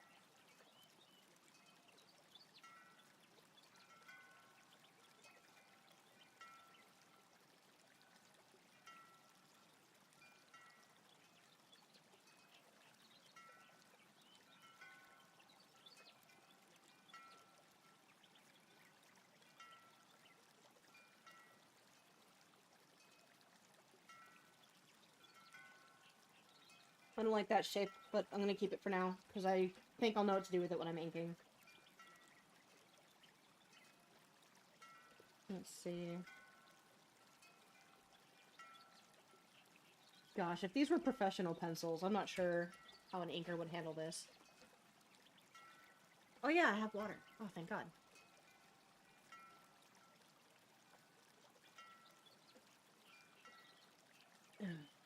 Save. Okay.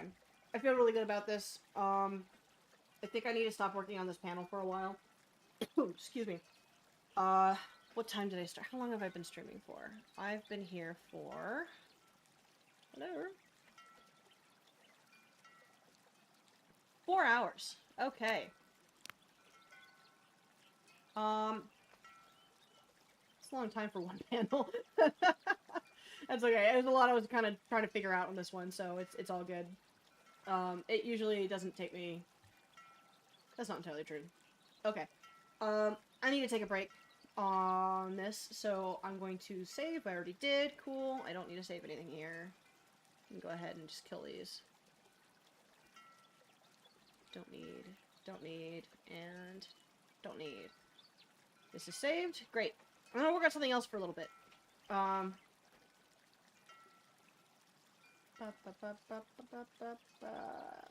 In celebration, why not? Something else. Just for a little while. I need to think about something less technological.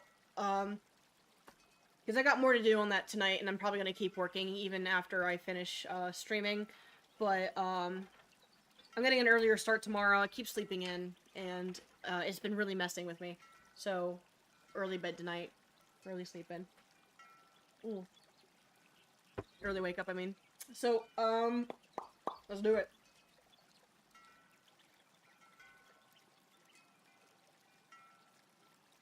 Make a copy of that so I don't accidentally ruin it. What pencil am I using?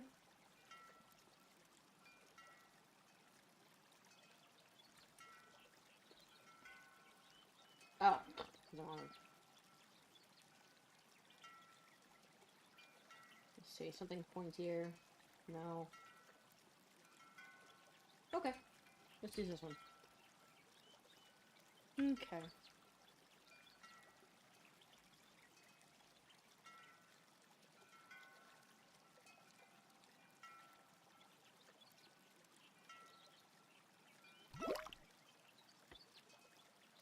Oh, hang on. Oh, I moved my frogs. I forgot. Let me put those back. There we go.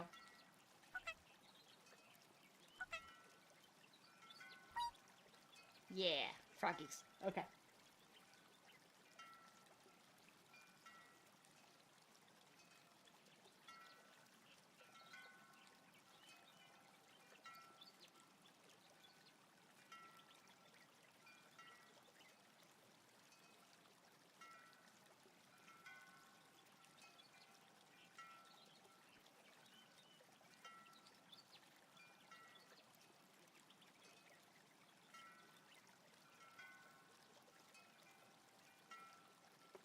Let me see here.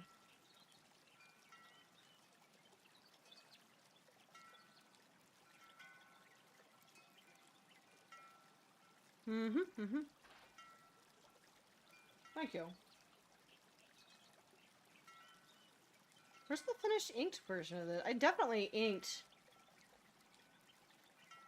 Hang on. I definitely inked this. Didn't I? Hang on. Hold up. Hold up.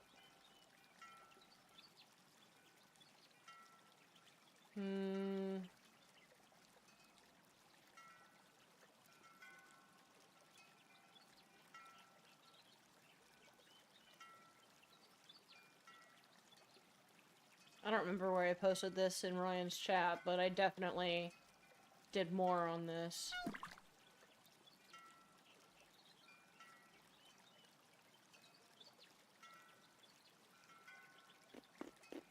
Maybe it was the Great Hall.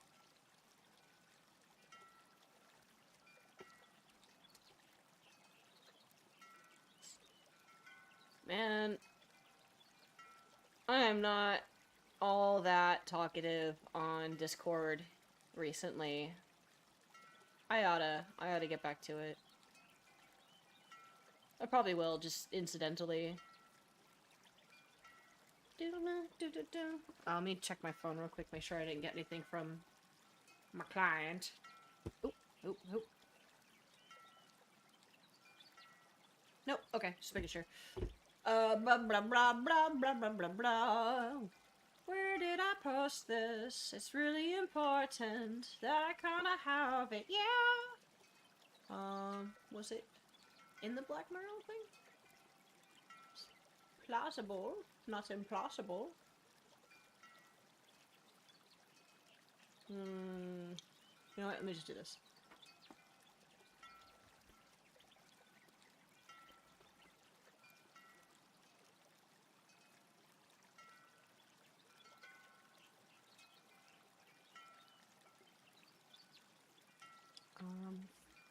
From...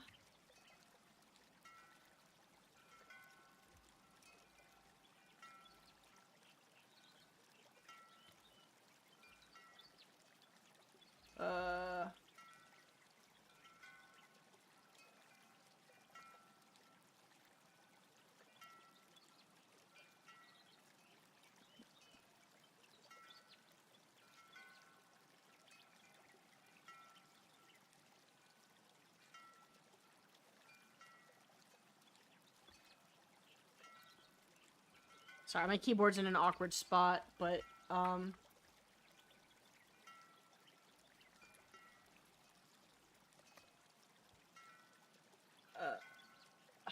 okay.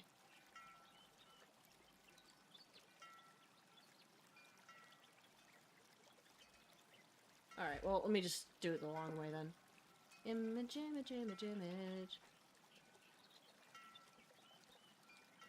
Nope.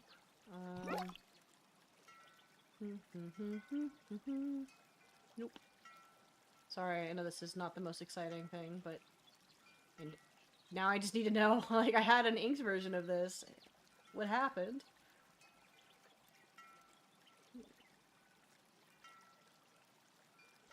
Didn't I have an inked version of this?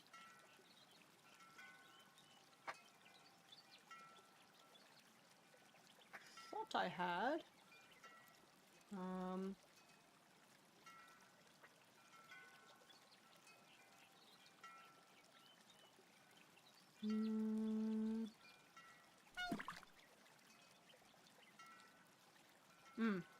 Okay. It's further back than I thought.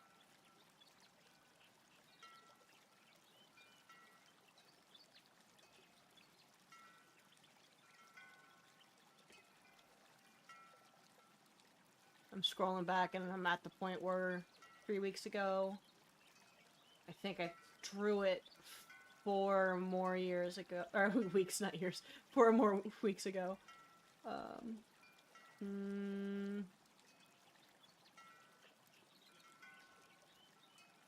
thought.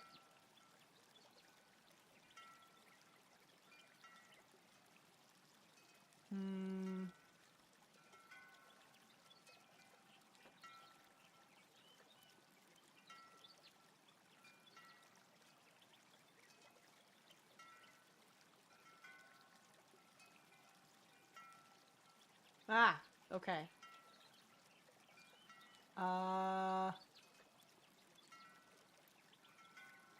guess not. I guess I just gaslit myself into thinking I did. Okay. Alright, well, whoops. Oh well, let's just keep going. Blah, blah, blah, blah, blah, blah, blah, blah, blah, blah, blah.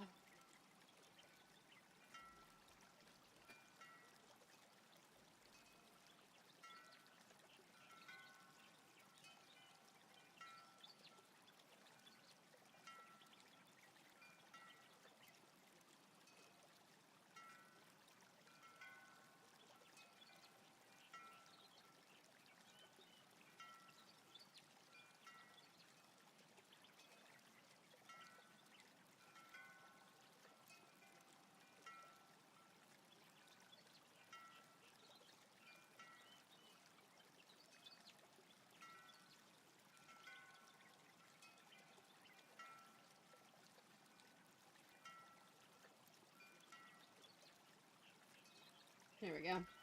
Okay.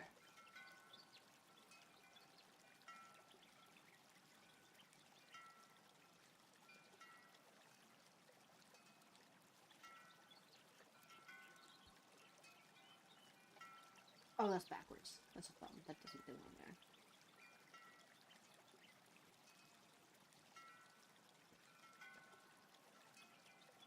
I need to study hands. It's been too long, and I think it shows. I like to try to hide the fingers with the thumb whenever I do anything fist-like, and I think that shows too.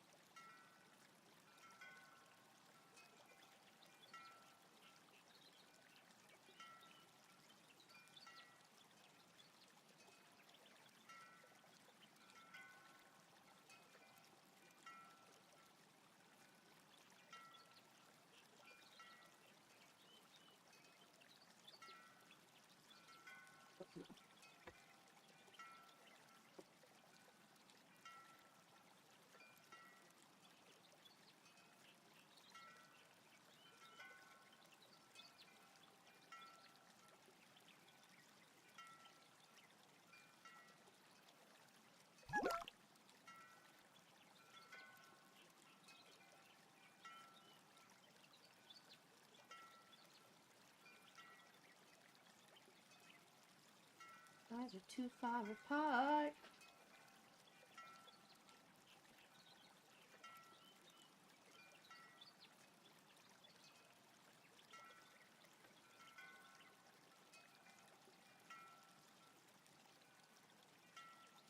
Ugh.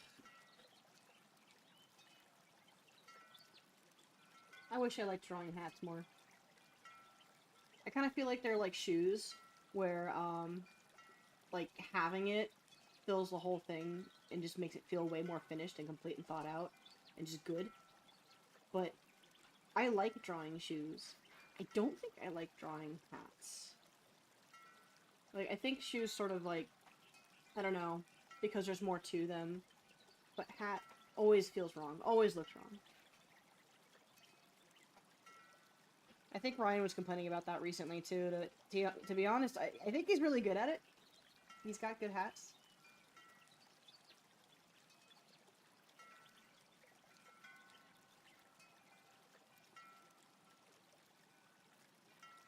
Even references.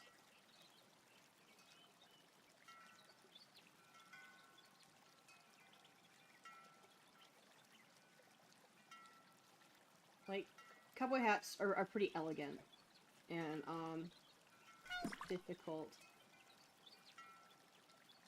to get elegant things to maintain elegance.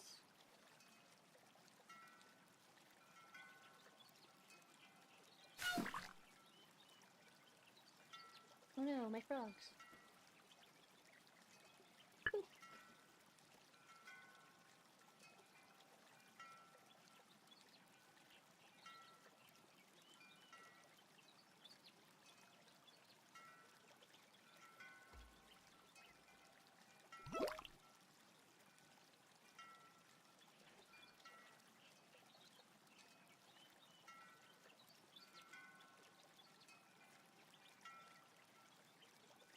Yeah, that hat looks terrible. It looks like a fishing cap.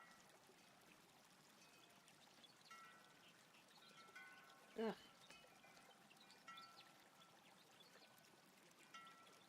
I'm gonna look up a hat. Yeah, hang on. He doesn't need a hat to fit his head. He just needs a hat, and if he needs it on a head, he can use like a ball or like a mannequin head. You can get a cheap mannequin, like styrofoam mannequin head online for like $10. Cowboy hat. Ooh, on Sketchfab. 'Cause I'm smart. Dear Sketchfab, thank you. Your fan, me.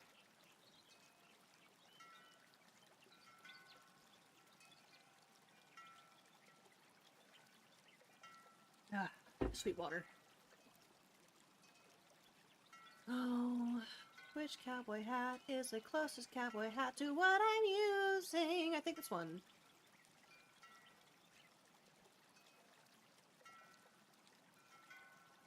Yes, load the model.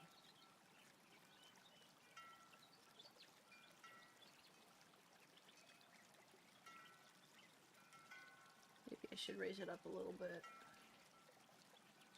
Okay.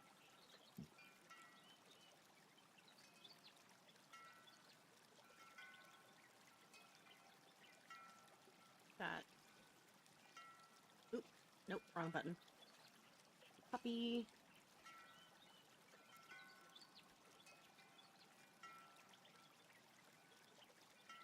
Hat. Yes. Yes, hat. Is this a good angle? I don't know. Let's find out.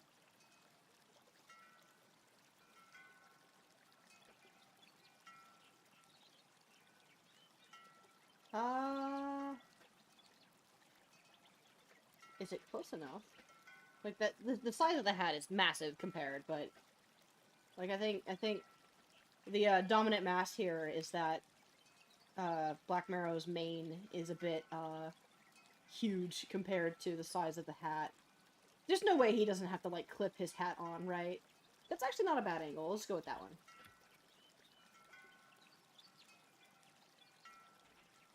My name is the Lady of the Upside Down. Okay, so we have... Oh, interesting. Okay. The inner brim of the hat. To be fair, on this 3D model, might be different for real reels, but I'm assuming this person's a little researched. Yeah, it kind of angles out here. Okay. That's probably the rest of it there, right?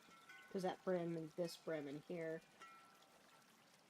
It's the little things you miss. Okay.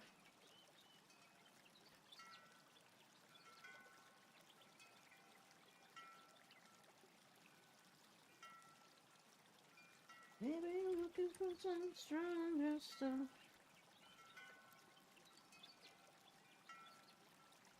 Okay. So that's roughly, I think, how I would want it to look, give or take. Whoopsies. Oh, damn, I thought I moved it to a different layer.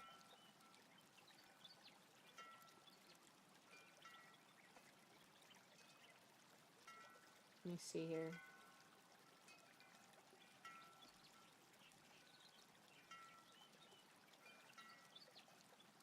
Yeah, I like that. Okay. See if I can recreate it. Okay. Let's see.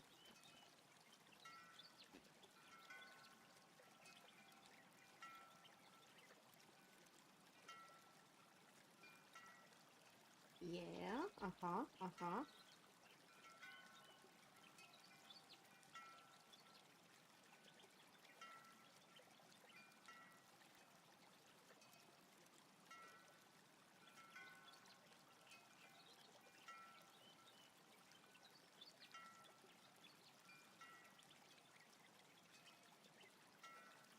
might have made his face too small, but his head too big.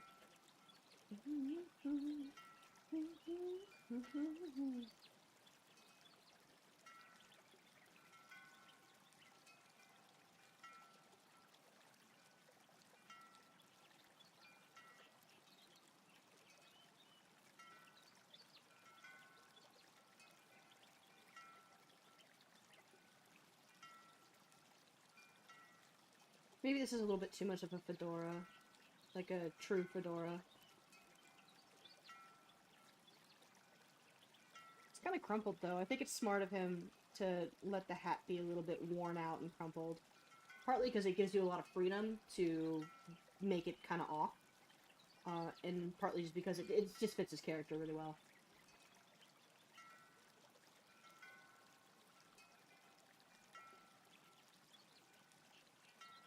Let's get this back up. Okay.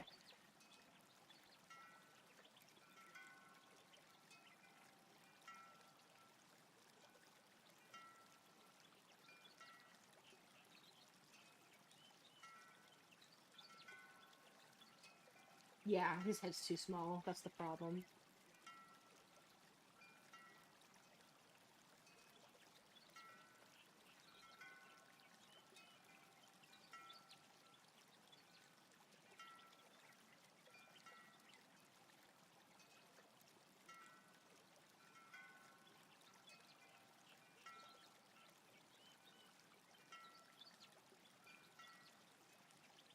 There we go.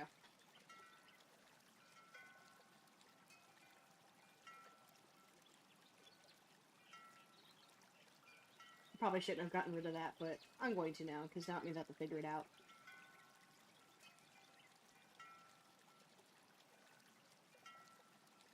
And his eyebrows too big, too.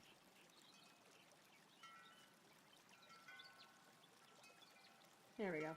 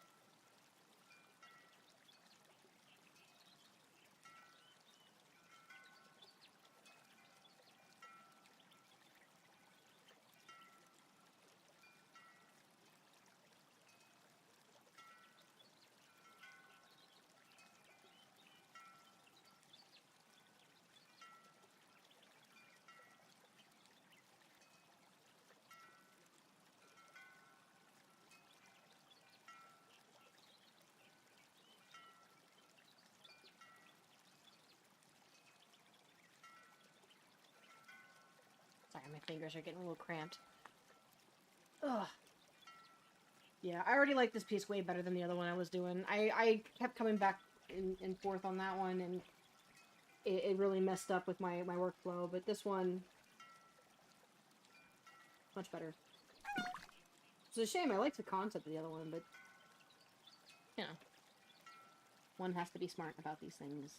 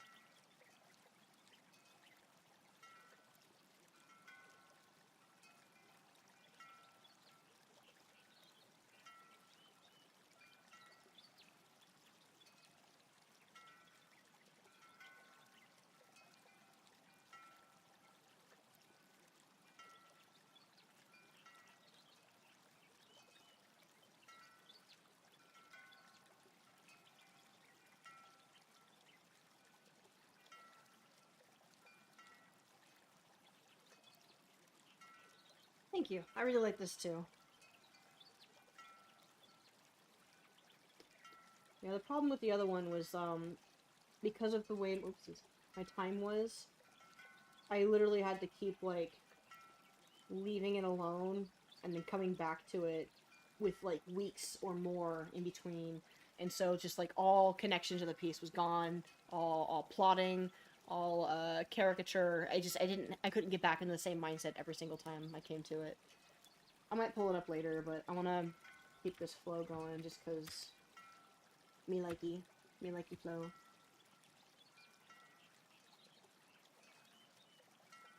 I've got more stuff to do tonight that I'm going to do off stream outside of, you know, I got to work on that comic some more because I want to clean up those pages, or those panels on that page. So that way all I got to do tomorrow is start the next page. And then I've got, there's a game that my partner and I have been working on, and I want to get back to it because we've got a really good clip of movement on that one. I think realistically we can probably put it together and release it pretty quickly. No, next couple of months, maybe.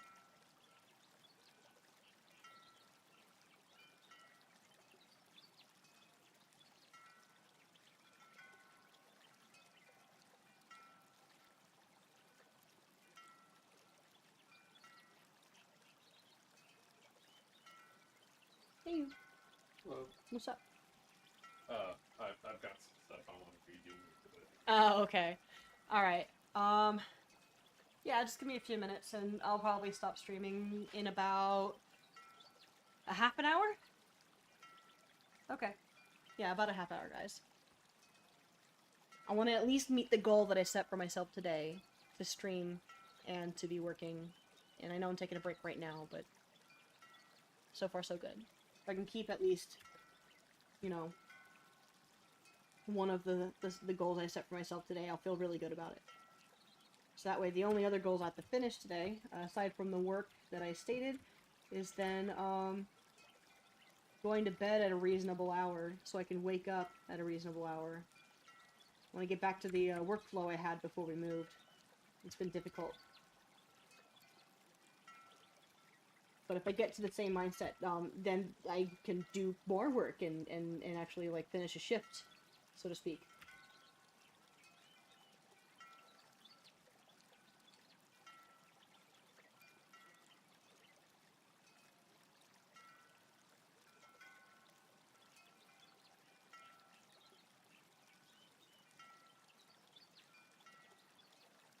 Yeah, I want to do. Yeah, I kind of do want to do. Nothing like a good swish. A good swoop.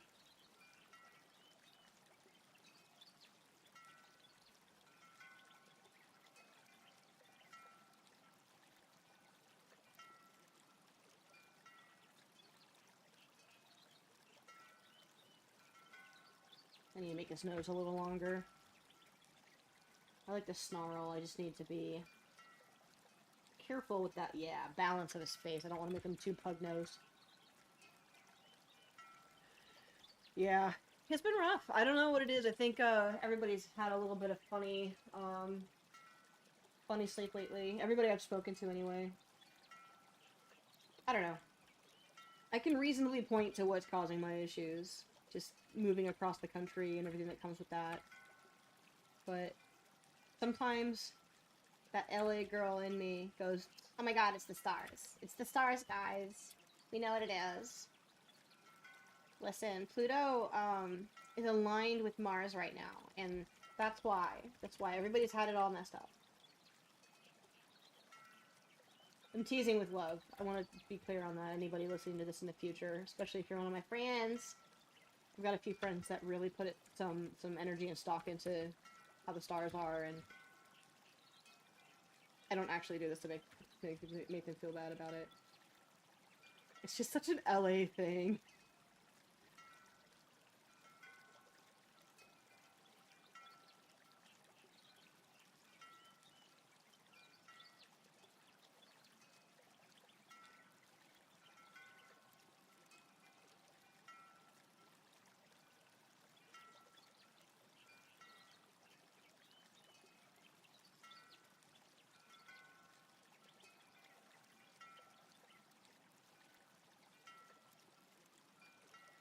think these being flat and like ribbon-like is grosser than them being big ol' uvula globs.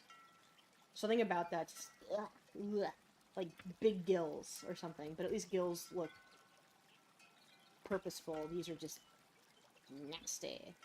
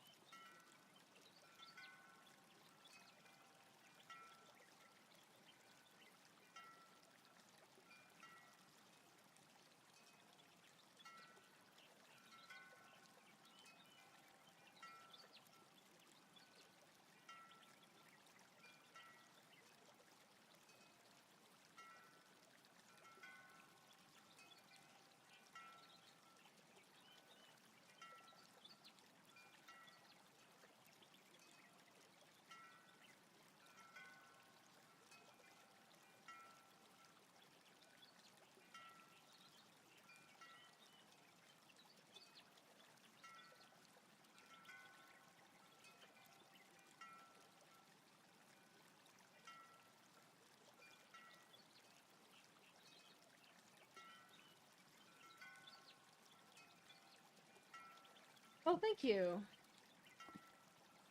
I definitely don't need to double check who James Jean is because I'm a professional who knows my contemporaries because I'm professional and my internet is not slow. Oh yeah, obviously I know who James Jean is. What's wrong with me? Thank you. I'm so bad with names, dude. I'm so bad. The only reason why I remembered Thomas Moran from earlier in the stream today is because I was literally just looking at his work, like, yesterday.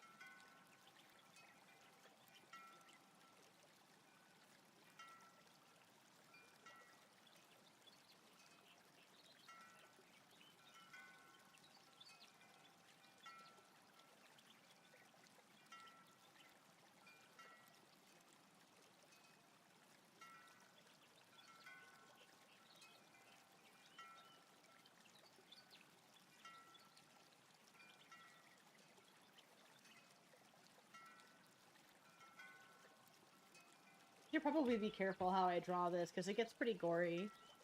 And, like, you know, it's YouTube.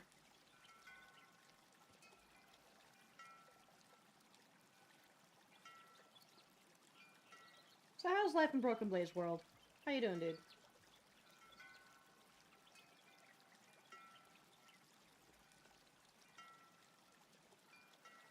Oh, somebody just called me. Who just called me? Is it important? No. Okay, good.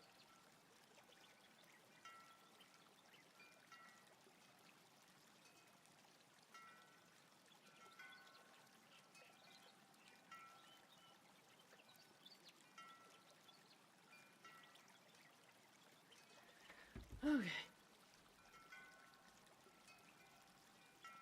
I don't like this tangent.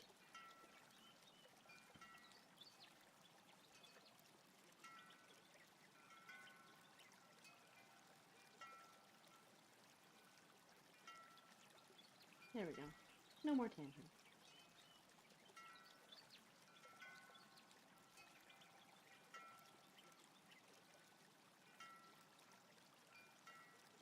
It might be kind of weird to have that there, though. I suppose I could probably get away with just making this whole section a little bit larger. I was already thinking this because it gets so weird and skinny here. But, I kind of liked it. But, nah. I'll just make these wrinkles last longer.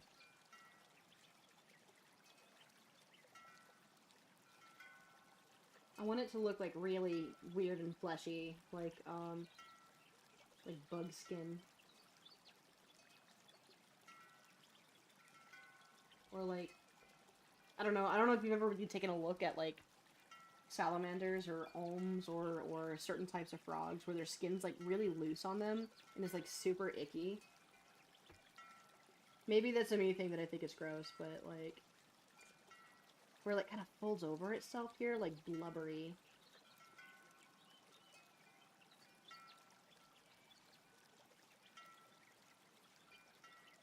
There's a specific frog that I have in my mind. I've not looked it up yet.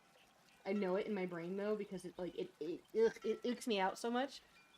I'm gonna look it up, though. Oh, yeah, no, dude.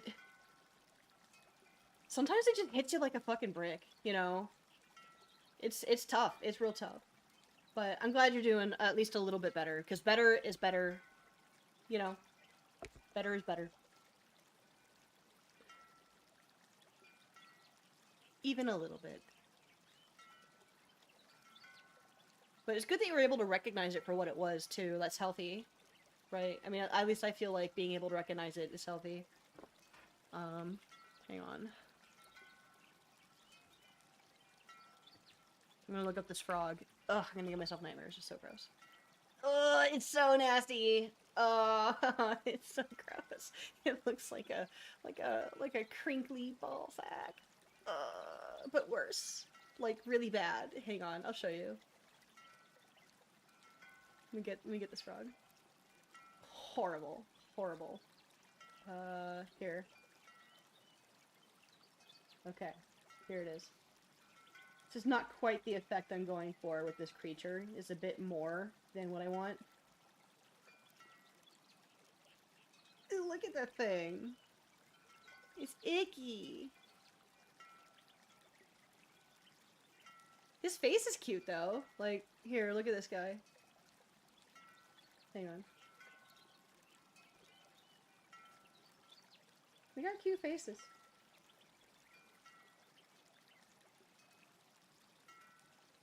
Pretty cute. I'm gonna look up olms real quick.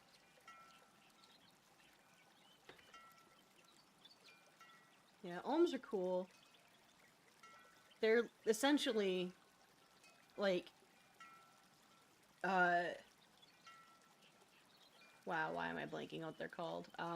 They're like cave axolotls, and they're really long. Let me see here.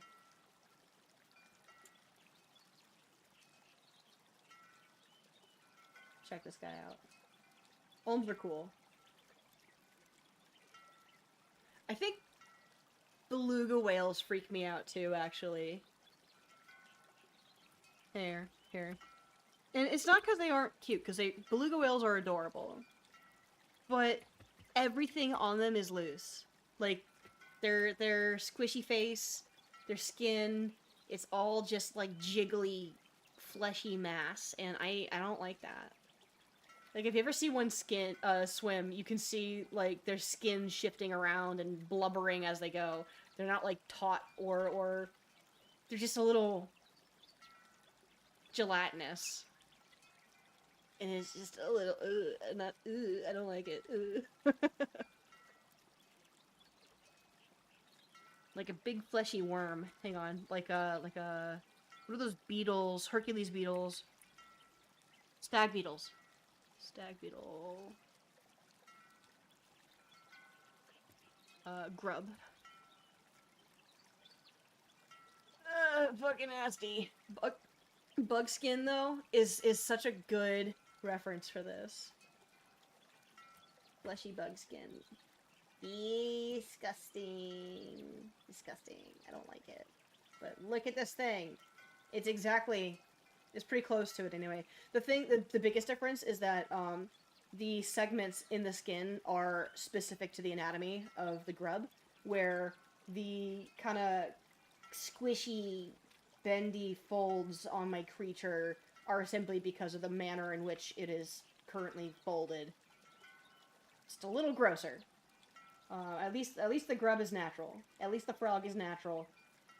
At least the olm is natural. But this thing is just gross. It's just gross. These grubs are pretty cool looking, though. Like, they're really, really interesting. I found one that's veiny. Ew, I don't like it. Sharp dogs? What is a sharp dog? Let me look it up.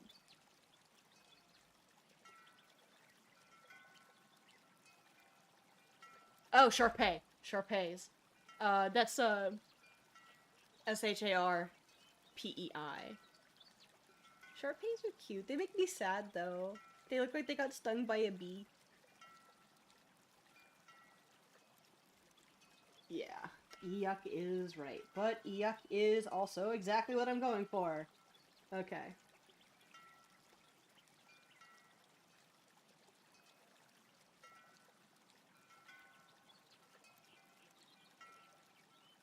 Whoa. Ow. Sorry, one second. My music, is garbled. It must have gotten corrupted.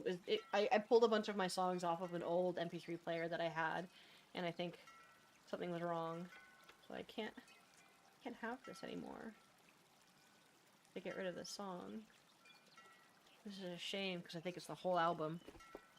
I've still got the CD somewhere, so I can just save it again, but still. That means I also have to find my CD. Okay. I'm back. Excuse me.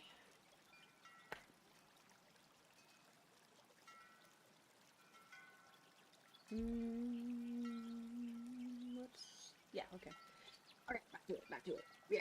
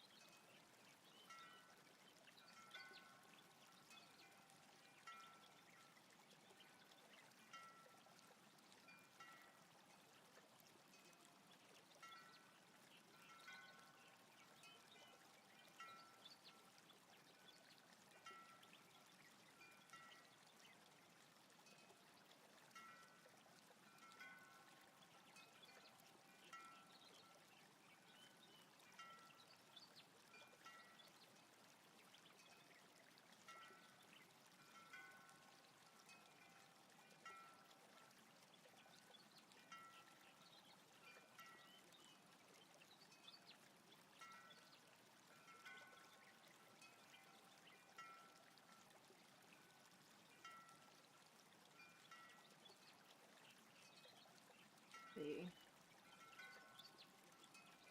trying to make sure that this flows around like it's a little clothy. Really want this to be, like, fleshy.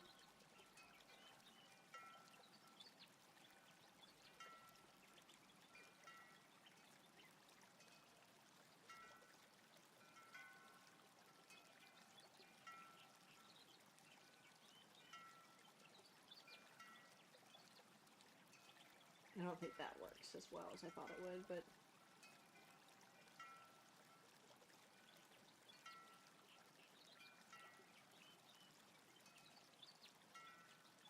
There we go.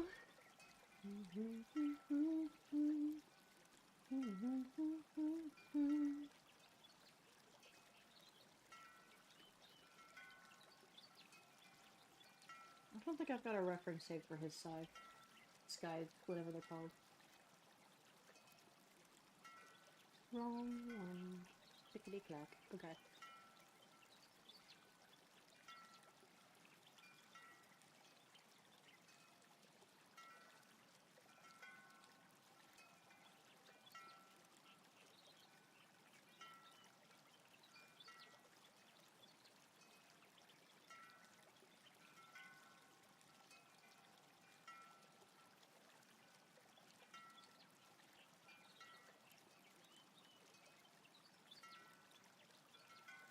I'm just gonna give this thing human hands, but I think that maybe not quite as scary. I don't know. I think it becomes predictable if it's got human parts. Some things it works for. This one I think maybe not. I'm still keeping the hand on the tail though.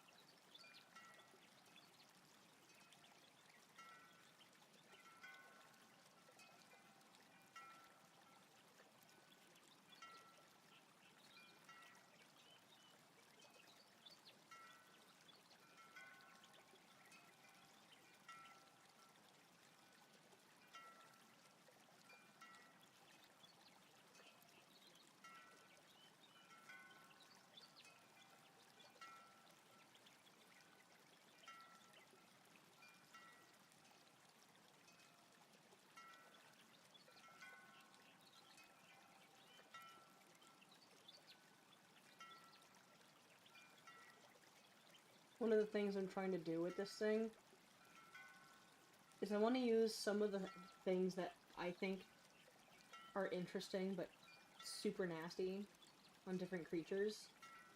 There's a shark. It's like an old shark. What's it called? Hang on. It's a deep sea shark. But essentially, it's so old, its teeth haven't changed in, hundreds of thousands of years. Maybe even longer. Maybe a lot longer. And there's a trait that I've noticed with some of the, oldest fossils that we've got, that some teeth that were developed look like this shark's teeth. Where it's just three or four pointy bits. This is the... What's it called? Somebody give me a name. I'm looking right at it. How about you just give me the shark? It's not the goblin shark. Bum, bum, bum, bum, bum. Just give me a name. Just give me a name. Oh, duh, it's the frilled shark. A frilled shark. They got, like, super messed up looking gills, too. But they're cool. Here. Oh, it's a really bad picture. That one's... I don't know, they all look like they've been soaking in formaldehyde forever. This one probably has. Let me find a picture of one that's alive. That's what this guy looks like. Hang on. Hold up.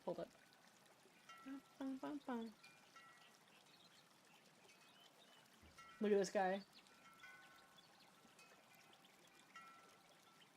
Yeah! But yeah, like, look at those teeth. It's just pokey little things. And they come out in rows, too. Like, they'll change direction as they get closer to the front of the mouth. And look, like, this is the gross wrinkly skin I'm talking about. Like, look at that. Nasty. Okay.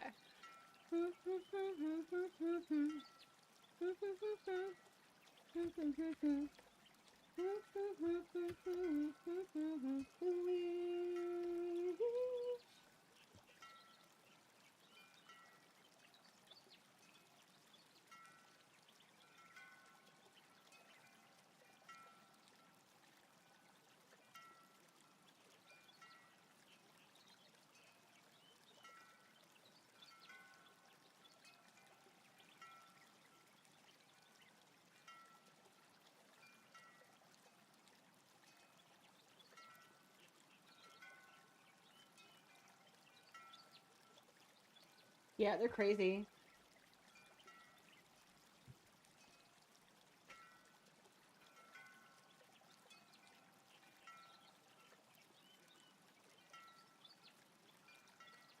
Debating if I want to do the same kind of lines of them here. I'm also squishing this guy's eyeballs like super close together. I want him to look just wrong.